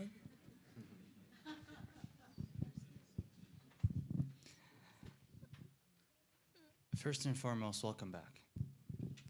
I'm happy you still went, that you didn't allow what happened scare you and not going. That's actually the first step. That you actually didn't look at what happened and scared you away. You actually went. Essentially, you fought on our behalf by buying a ticket and still going. And instead of people getting scared and running away from Paris, you decided to actually go and see and still enjoy your time with your daughter. And that's to be appreciated. Why? It's hatred, ignorance, pure hatred and pure ignorance. And that will never end, unfortunately. There will always be people who will hate, be bigoted, and ignorant, always. But it's our job as individuals like yourself, by going there, is the first step in showing that what they did means nothing. We're stronger than that. We're stronger than what people they will try to bomb.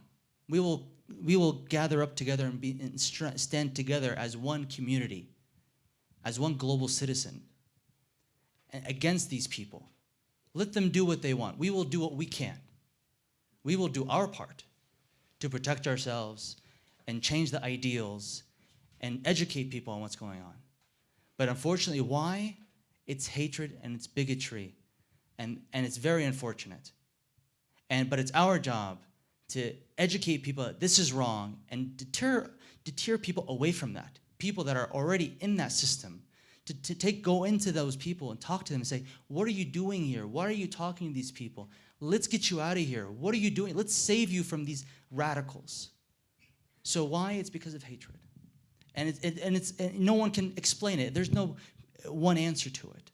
But just like there are people in our own history, with our own civil rights in our country, there will always constantly be that 100, 200, 300 people that will always want to try to hurt or affect people. And the same thing vice versa. So I get that, and my challenge is that I look around and I see in our country we have sporadic shootings in churches and in front of a birthing center, but there's no organized effect that's happening like it is in ISIS, and I don't understand it. It intrigues me and it disgusts me to understand, and I don't get why globally we're being barraged by this ISIS thing. And so I don't get that. I don't understand where that's coming from. And I'm not asking for this panel to answer that question, but I would love to know where I can go and understand why this is growing at such a rate and why it's becoming such a huge issue in Europe right now and perhaps possibly in our country. Read Alistair Crook. Okay. A question from the back.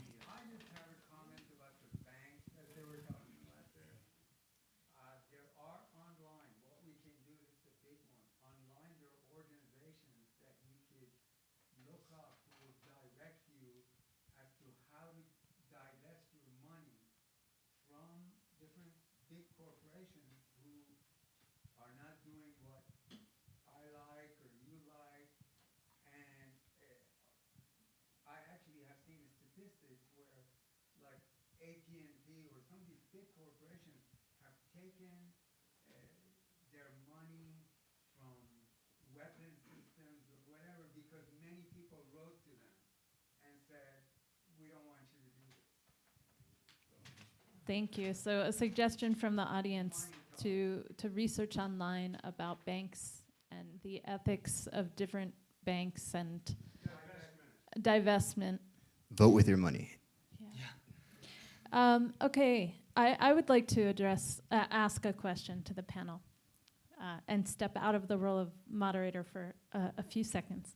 How do you see, what is the relationship between the kind of violence that we're seeing in the world today, both from the side of our government and the Western world, and the side of ISIS and these radical groups? We also have plenty of our own domestic radical groups. What do you see between the violence in the world today and the violence against women in the world today? What is the relationship?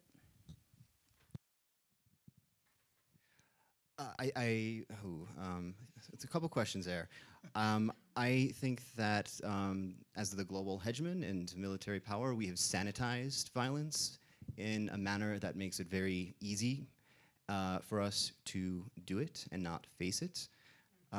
Our country just bombed an MSF hospital. We've just bombed a hospital.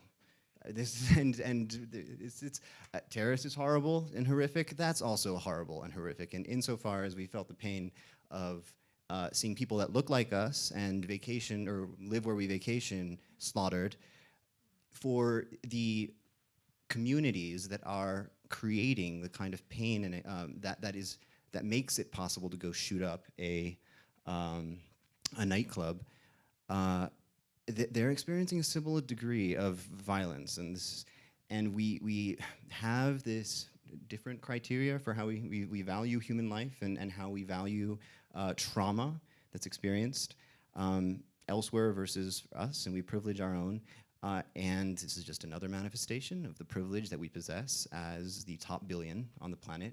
Here, I'd say we're in the top 100 million, maybe in the top 10 million in this room. And I think we need to face that. You need to engage with the privilege that we possess at a global level because of our position as the global hegemon and the fact that we kind of run the world. And just to touch on the violence against women, this is another really, there's the level of violence that is currently going on in Islamic, in ISIS-controlled Syria and Iraq is unimaginable. If it wasn't for the fact that I regularly speak to women here in our community who are victims to a similar degree of barbarity. And I mean, that's a whole other panel for a whole other day. But violence against women is as pervasive as the patriarchy that makes it possible.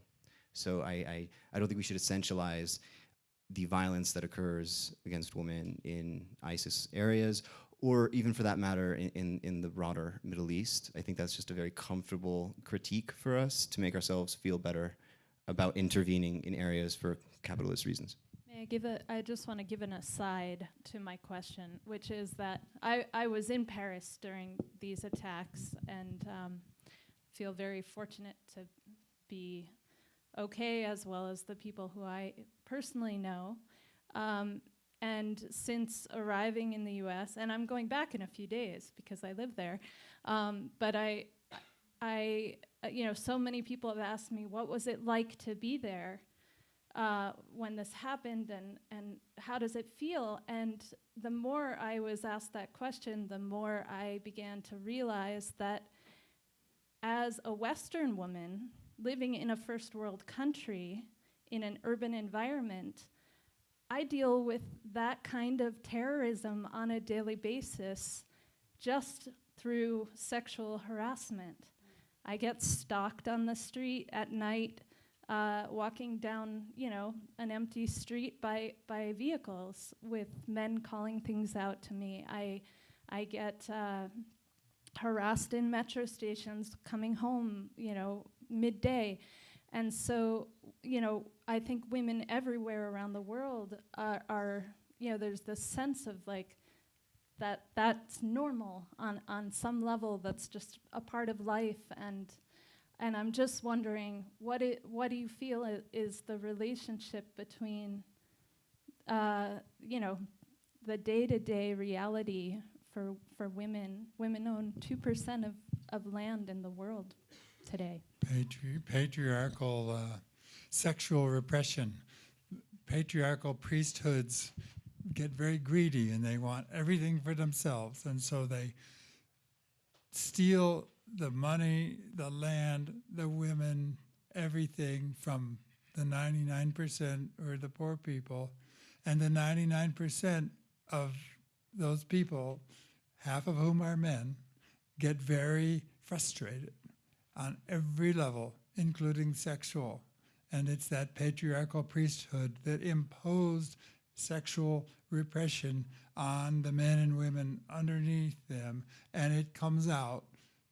Now, I think we have 10,000 years of patriarchal priesthood under our belt since the invention of agriculture, basically.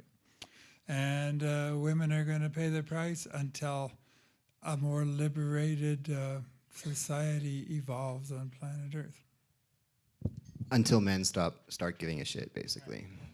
It's on us, basically. Thank you. Just real quick, everything that's been said, I agree with. I really don't understand it. As a man, I'm ashamed. I don't know what will turn everything around. I don't know what will make it different. I do know that the great prophets of the world, and since we're talking about Islam tonight, if you look at the Quran, chapter 42, I believe, verse 11, it talks about God making both man and woman out of the same soul. Later in the Quran, it talks about what the prophet himself says, that you should not, who would beat the handmaiden of God or Allah? We break the rules, and I don't care what religion it is, or I don't care who we are, or where we are in the world. This is men's fault, and we need to stand up, and we need to make a change. I'll let you talk, I promise. You've been standing patiently there, but I just wanted to make one comment. And there's one hadith or a quote from the Prophet, and he was describing women specifically. And he said, women are to be treated like glass, fine china. You do not hold them too tight, it will be broken. You don't leave it too loose, it will drop. And so we have to be, in Arabic it's called latif, being very soft, kind, generous. That's how men should be with women, not harsh and oppressing and demonizing women. That's not what men are supposed to do. And like these panelists said, it's the men's job to stand up for the women. It's not necessarily the women's job to become feminist, to fight for themselves. It's men that should become feminist for the women. So, yeah, and now please, yeah, ask the question, I'm sorry. This is a different subject. So I have some personal concerns. And I after what happened in Paris, I feel like it's just a matter, and I felt this way for a while, that it's just a matter of time before ISIS is in this country. And I don't know if there's anything that can be done about it, but I guess that's one of my questions, is how, as an American, what's an appropriate response, or it's not even a response, but what are we going to do? How are we going to live, knowing that it's pretty likely? I hope that what happened in California is not at all. I hope it's a white crazy guy that did this, and otherwise, I think all hell is going to break loose. And I was relieved to hear you, as a Muslim, speak out against the radical. That's been one of my concerns for many years, is that I don't hear Muslim people speaking out against the radicals. And I often hear that they're afraid for their families, that their families will be killed. But I'm delighted to hear you speak out against the horrors of ISIS and some of the other radical groups. I heard today about a research project that was done. 175 mosques in this country were visited, and out of 100 of them, there was jihadi teaching, and also jihadi literature that was being given out. And I just would like you to speak to that, and just my general concerns. Hello? Okay, sorry. So actually, ISIS has already been trying to recruit people from the United States to over there. So it's not necessarily them trying to come over here, it's them trying to get us to go over there.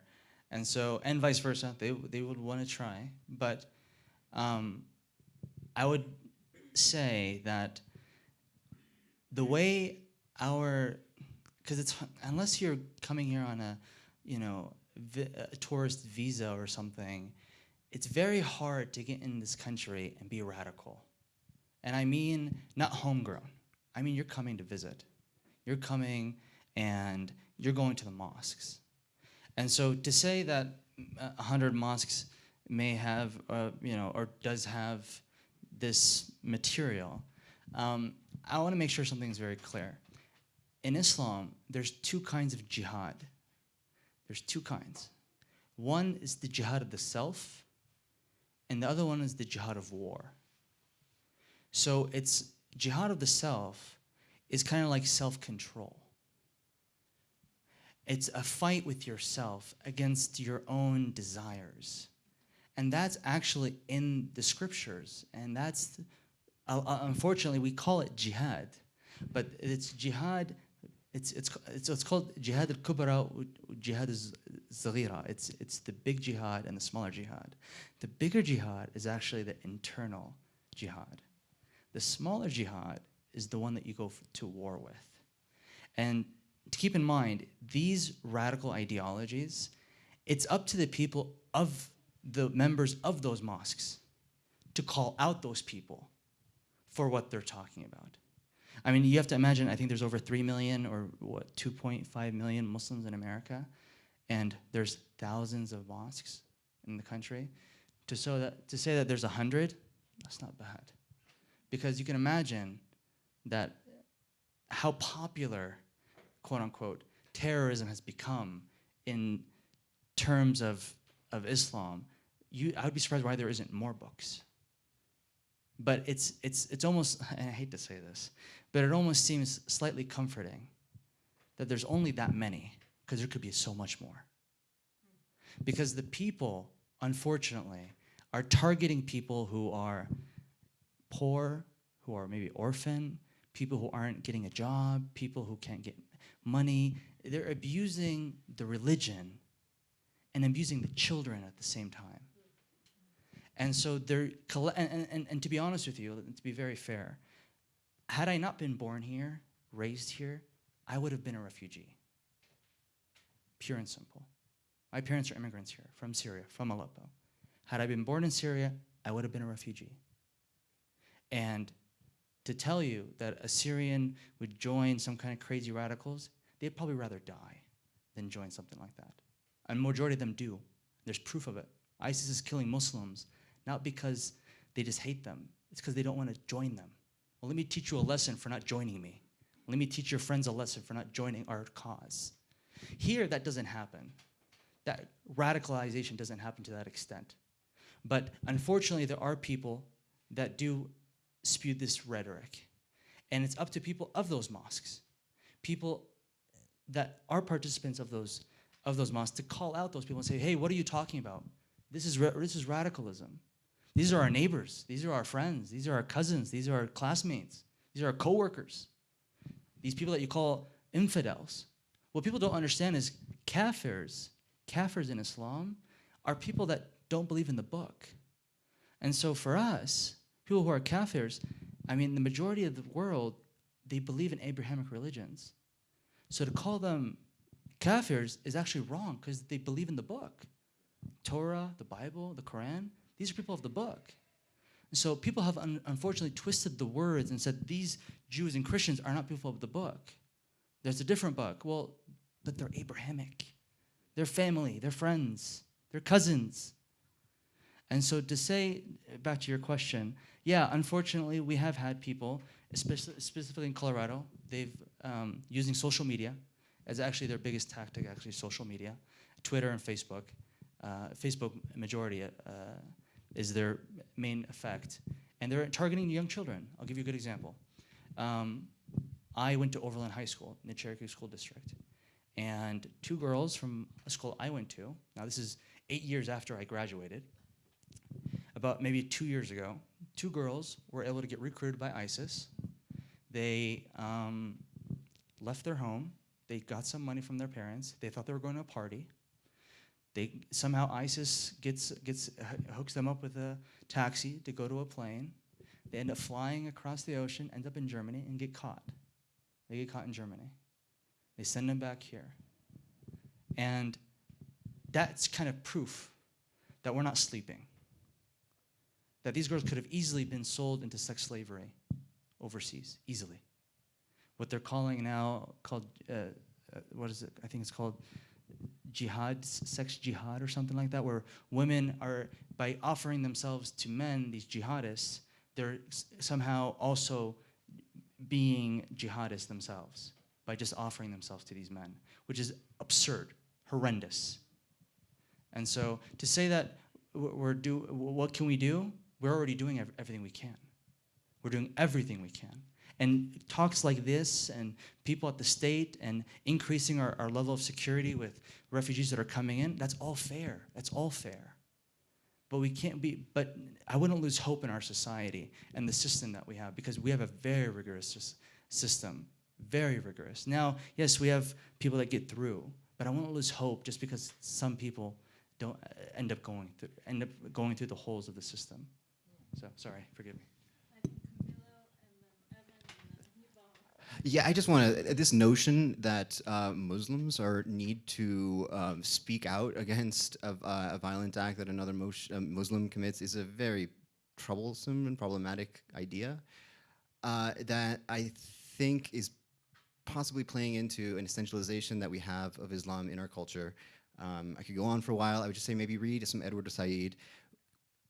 The Christian culture, which the United States is derived from, has a long history of essentializing Islam and Muslims as violent and as dangerous and risky. And I assure you, you're at much more risk in this country, people who look like me, than people who look like Obeid, for sure.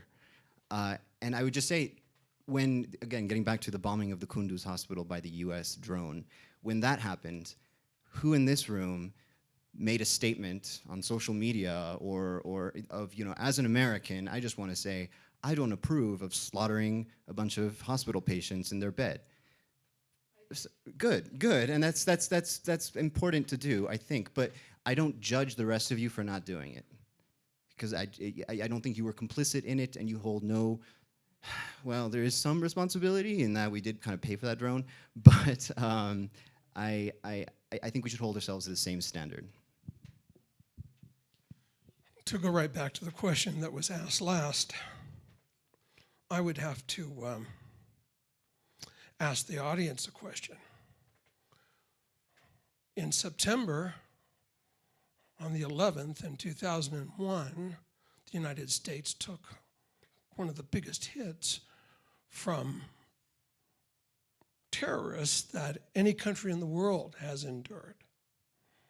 So I ask you, since we've had that experience, it's been many years now, what have you done? Why are we so all of a sudden concerned with just ISIS now, when in fact Al-Qaeda destroyed 2 enormous buildings in one of our greatest cities, and one of the greatest cities of the entire world, and killed over 3,000 of our citizens and citizens from around the world? What did we do? What should we be doing? What more can we be doing? I think we've answered a lot of that tonight, I hope. We need to be aware, we need to be awake, we need to end the conclaves of poverty, disenfranchisement, and the hate that grows in young men's hearts who are isolated in Paris, or who are isolated in Germany or any other country of the world. We need to reach out to those people. We need to understand that they exist, and that Al-Qaeda and groups like ISIS prey upon these people. This, again, as I said in the very beginning, is not new. It's exactly what Adolf Hitler used to construct his neo-Nazi organization and conquer half the world. This is not new. Educate yourself. Take 60 seconds instead of the 30 seconds. Listen and open and invite. Praise these guys that come over here and are American citizens and honor our Constitution.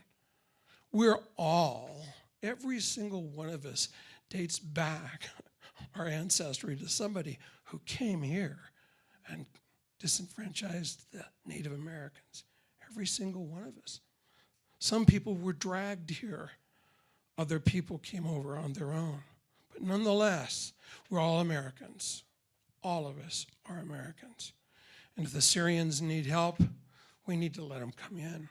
We need to do our best to make sure that we don't invite terrorists into the country. But we need to invite them in.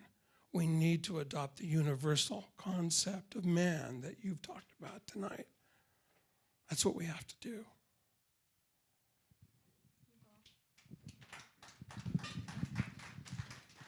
I don't know if this might be the last. Or Tell a joke. It's okay. Tell a joke. Well, I can go back to the joke that I told earlier, because someone earlier asked, why did this happen? And I feel that that's like that Russian mother. Why would that Turk ever want to hurt you? Why would? I think that you're right that we should probably expect that there's going to be some more Islamic terrorism in the United States, or Islamic themed. But I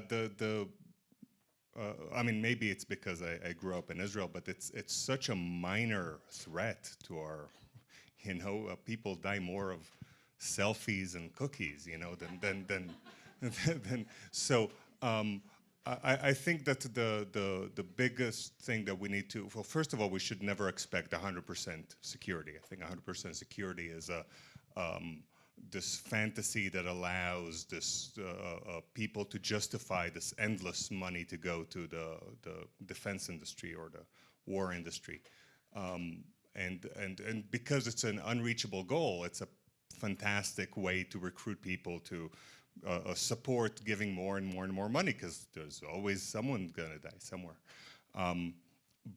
I think that an important thing is when such an event happened is to not to be taken by the wave of Islamophobia, which would probably come after it, because that will just fuel the reaction, which will cause the next, terrorist attack. So.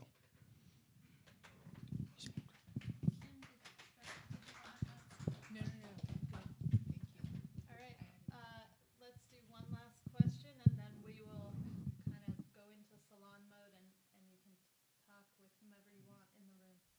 Can you say something about leaving a donation in one of those 2 glass jars? Some people are leaving. So we have donation jars on the table in the back, 2 glass jars. Please put in whatever moves you to contribute, and those will go to the 3 organizations that our panelists represent tonight. So Musical Missions of Peace is Cameron and Kristina's nonprofit for bringing music and supporting refugees. And then Camilo has an organization called movingtoendsexualassault.org, and funding will also be donated to that. And then we have Obeid's organization. It's Syrian American Council.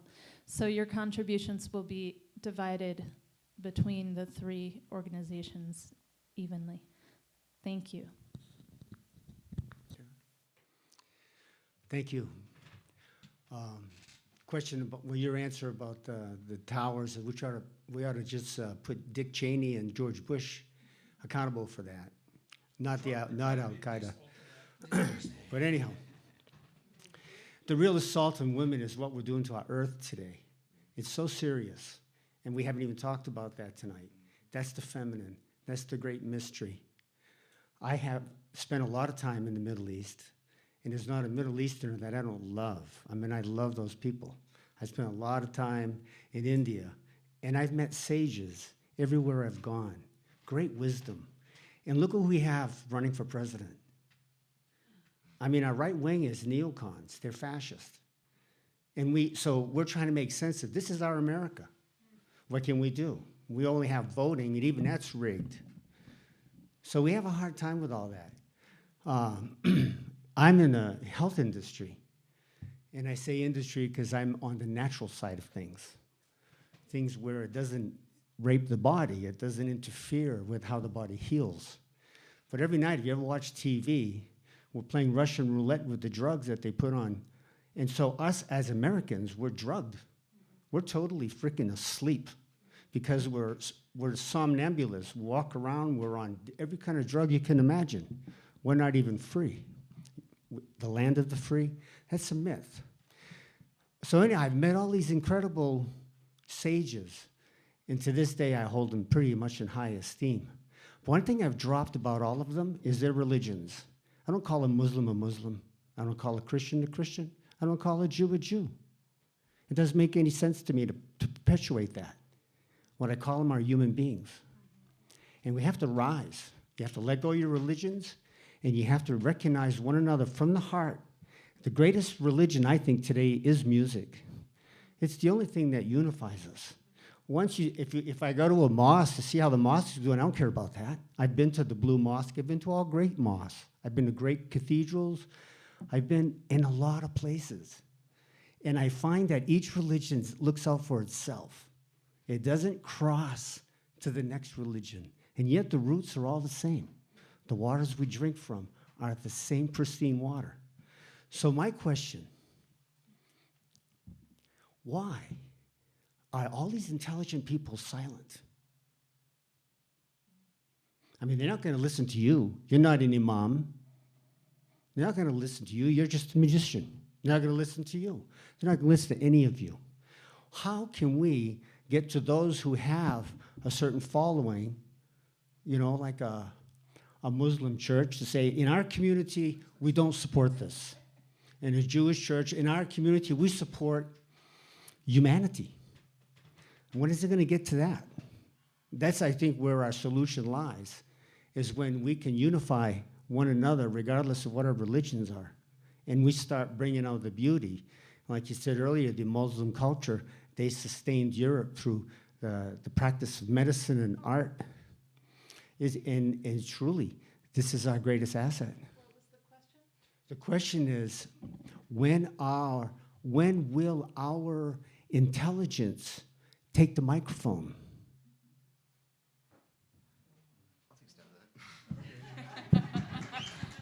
Just did. What I would say is that is an impossible question to answer. But I think you kind of touched on, I think, one possible rhetorical and realistic dimension. Well, when you mentioned that the ultimate rape that we're doing is to the planet, and that's very true, and actually this connects directly to our discussion of the situation in Syria. When Obeid was talking about the shortages that were occurred, they were connected with sanctions, but also with the fact that crops have failed for 7 consecutive years in this breadbasket of the Middle East. And that's directly connected with climate change, which is creating an existential threat to our species, straight up. And I think I think we're entering into an interesting phase in our civilization's evolution, in which we are in a new, and maybe it won't happen in our lifetimes, but we're clearly, of our own design, entering into an era where we're facing issues that can only be dealt with at a global level with a unified family of humanity. And ultimately, I mean, something like what's going on in ISIS right now, that is a global policing issue. We don't have global governance. We have global governance, but it's the dominant powers basically ruling. And I think what we're moving towards is the need for global civilization, frankly, global democratic civilization. I think when you ask, how are we going to take the microphone, I think that it's 50-50 between how we express ourselves and how we listen. In other words, when you were talking, I picked up that you were a guy worth listening to, that you had reached a place where it wasn't just your belief system speaking, but there was a core of love inside of you that was coming through the microphone. And I feel like I'm old enough and wise enough to be able to listen with enough accuracy to hear you. And as far as I'm concerned, the people that have all the wealth are not going to be as loud in my eardrums as you were. So, you know, I can't control who's going to have the microphone here and then and where. But what I can control is how I listen. And what I've discovered lately, and I'm really excited about this one, is that the fewer beliefs my mind has, the wider open my ears to my heart will get. So I've been lately dancing around, ecstatically letting go of beliefs. And I don't care what they are, labels or whatever. If I discover that I've got that belief, I'm gonna let it go like some unneeded bird, you know? So that's some sort of answer. I hope it is. Thank you.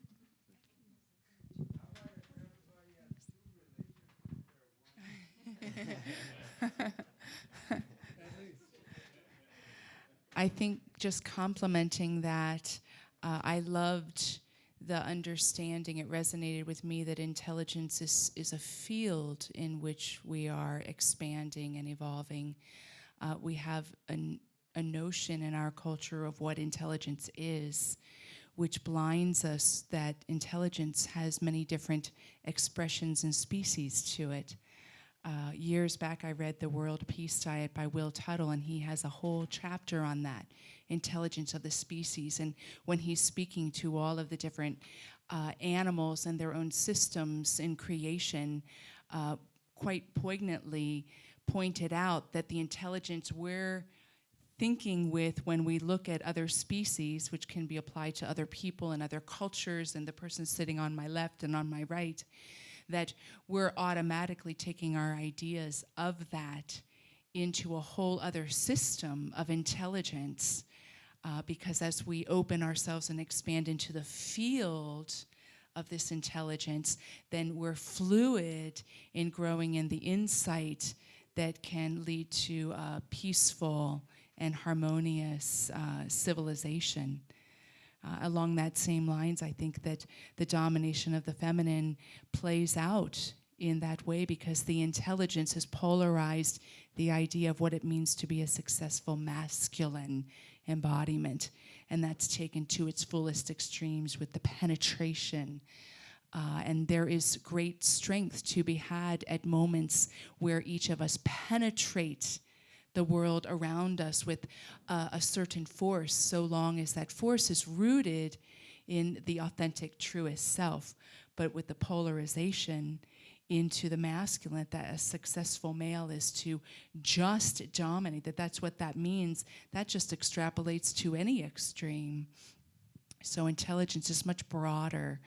And I think opening to that can allow the microphone to bubble forth in all many forms and lead to peaceful, loving expression. Existential, I'm sorry, I'm not speaking very well tonight, but existential thought is very difficult to truly understand. It doesn't necessarily apply quickly to many people. Thinking about who we are, where we're going, and I guess that happens really fast if you're in a foxhole, but usually it takes time, and it takes being open, and it takes starting to understand that you take your beliefs lightly. I love what you just said. Isn't that true? Our gray hair says something, doesn't it?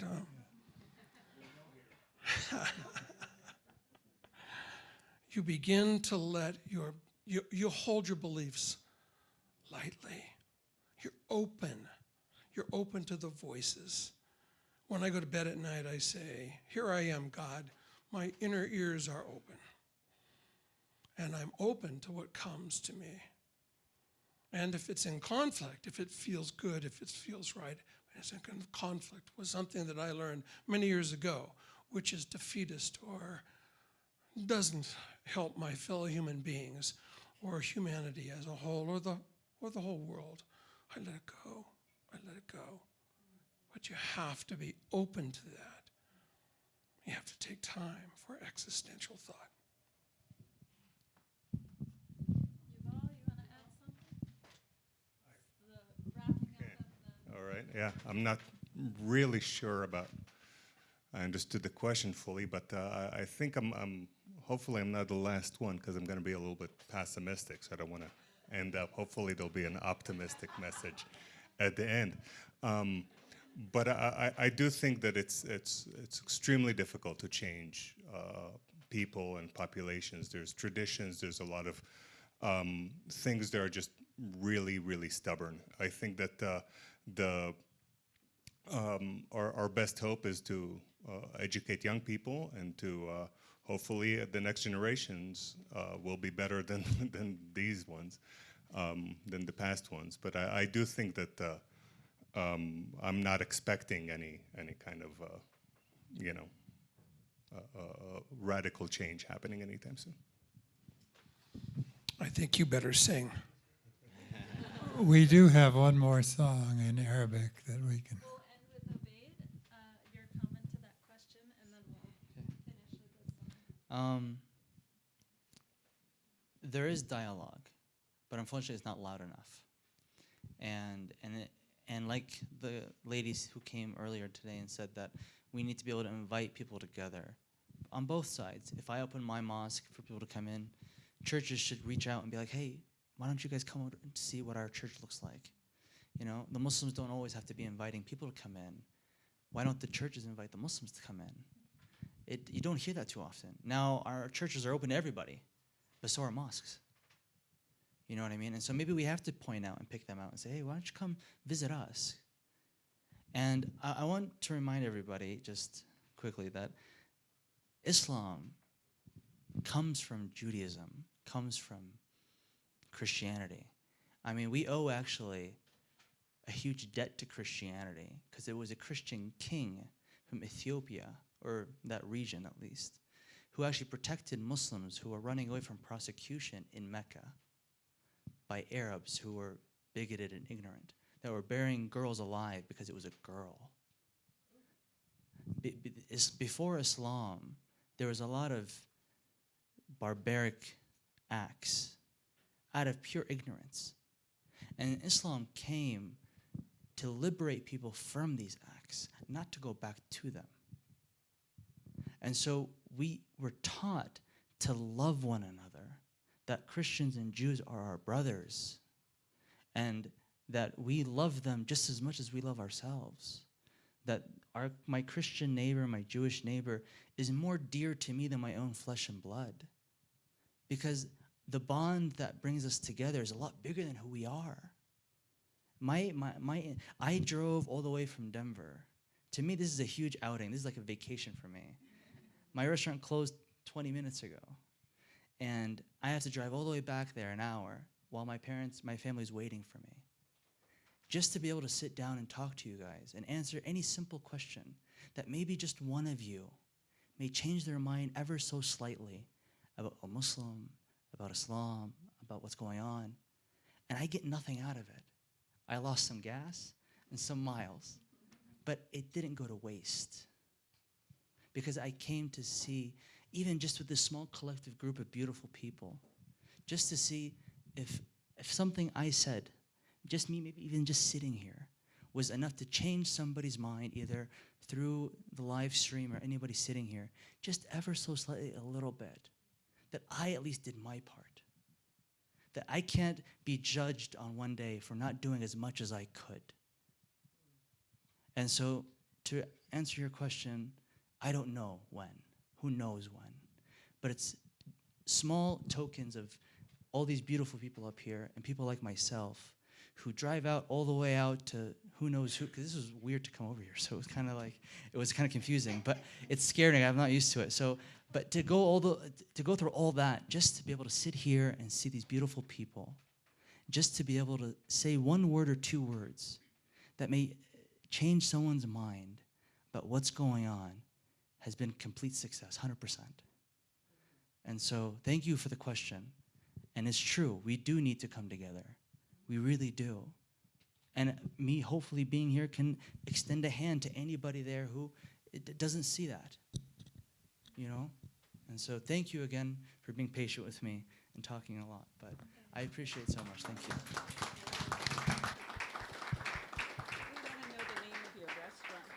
Thank you so much to the panel and to Kristina. Will you tell us the name of the restaurant? Okay.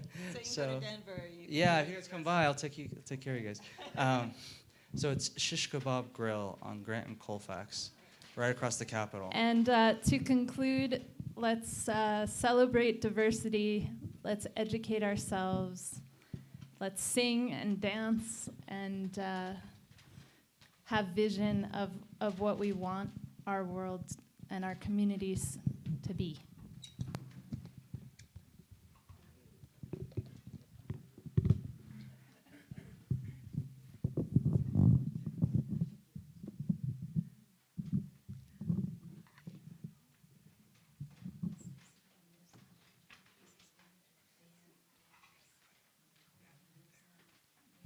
And we have one short piece to do from Lebanon. And yay, Lebanon!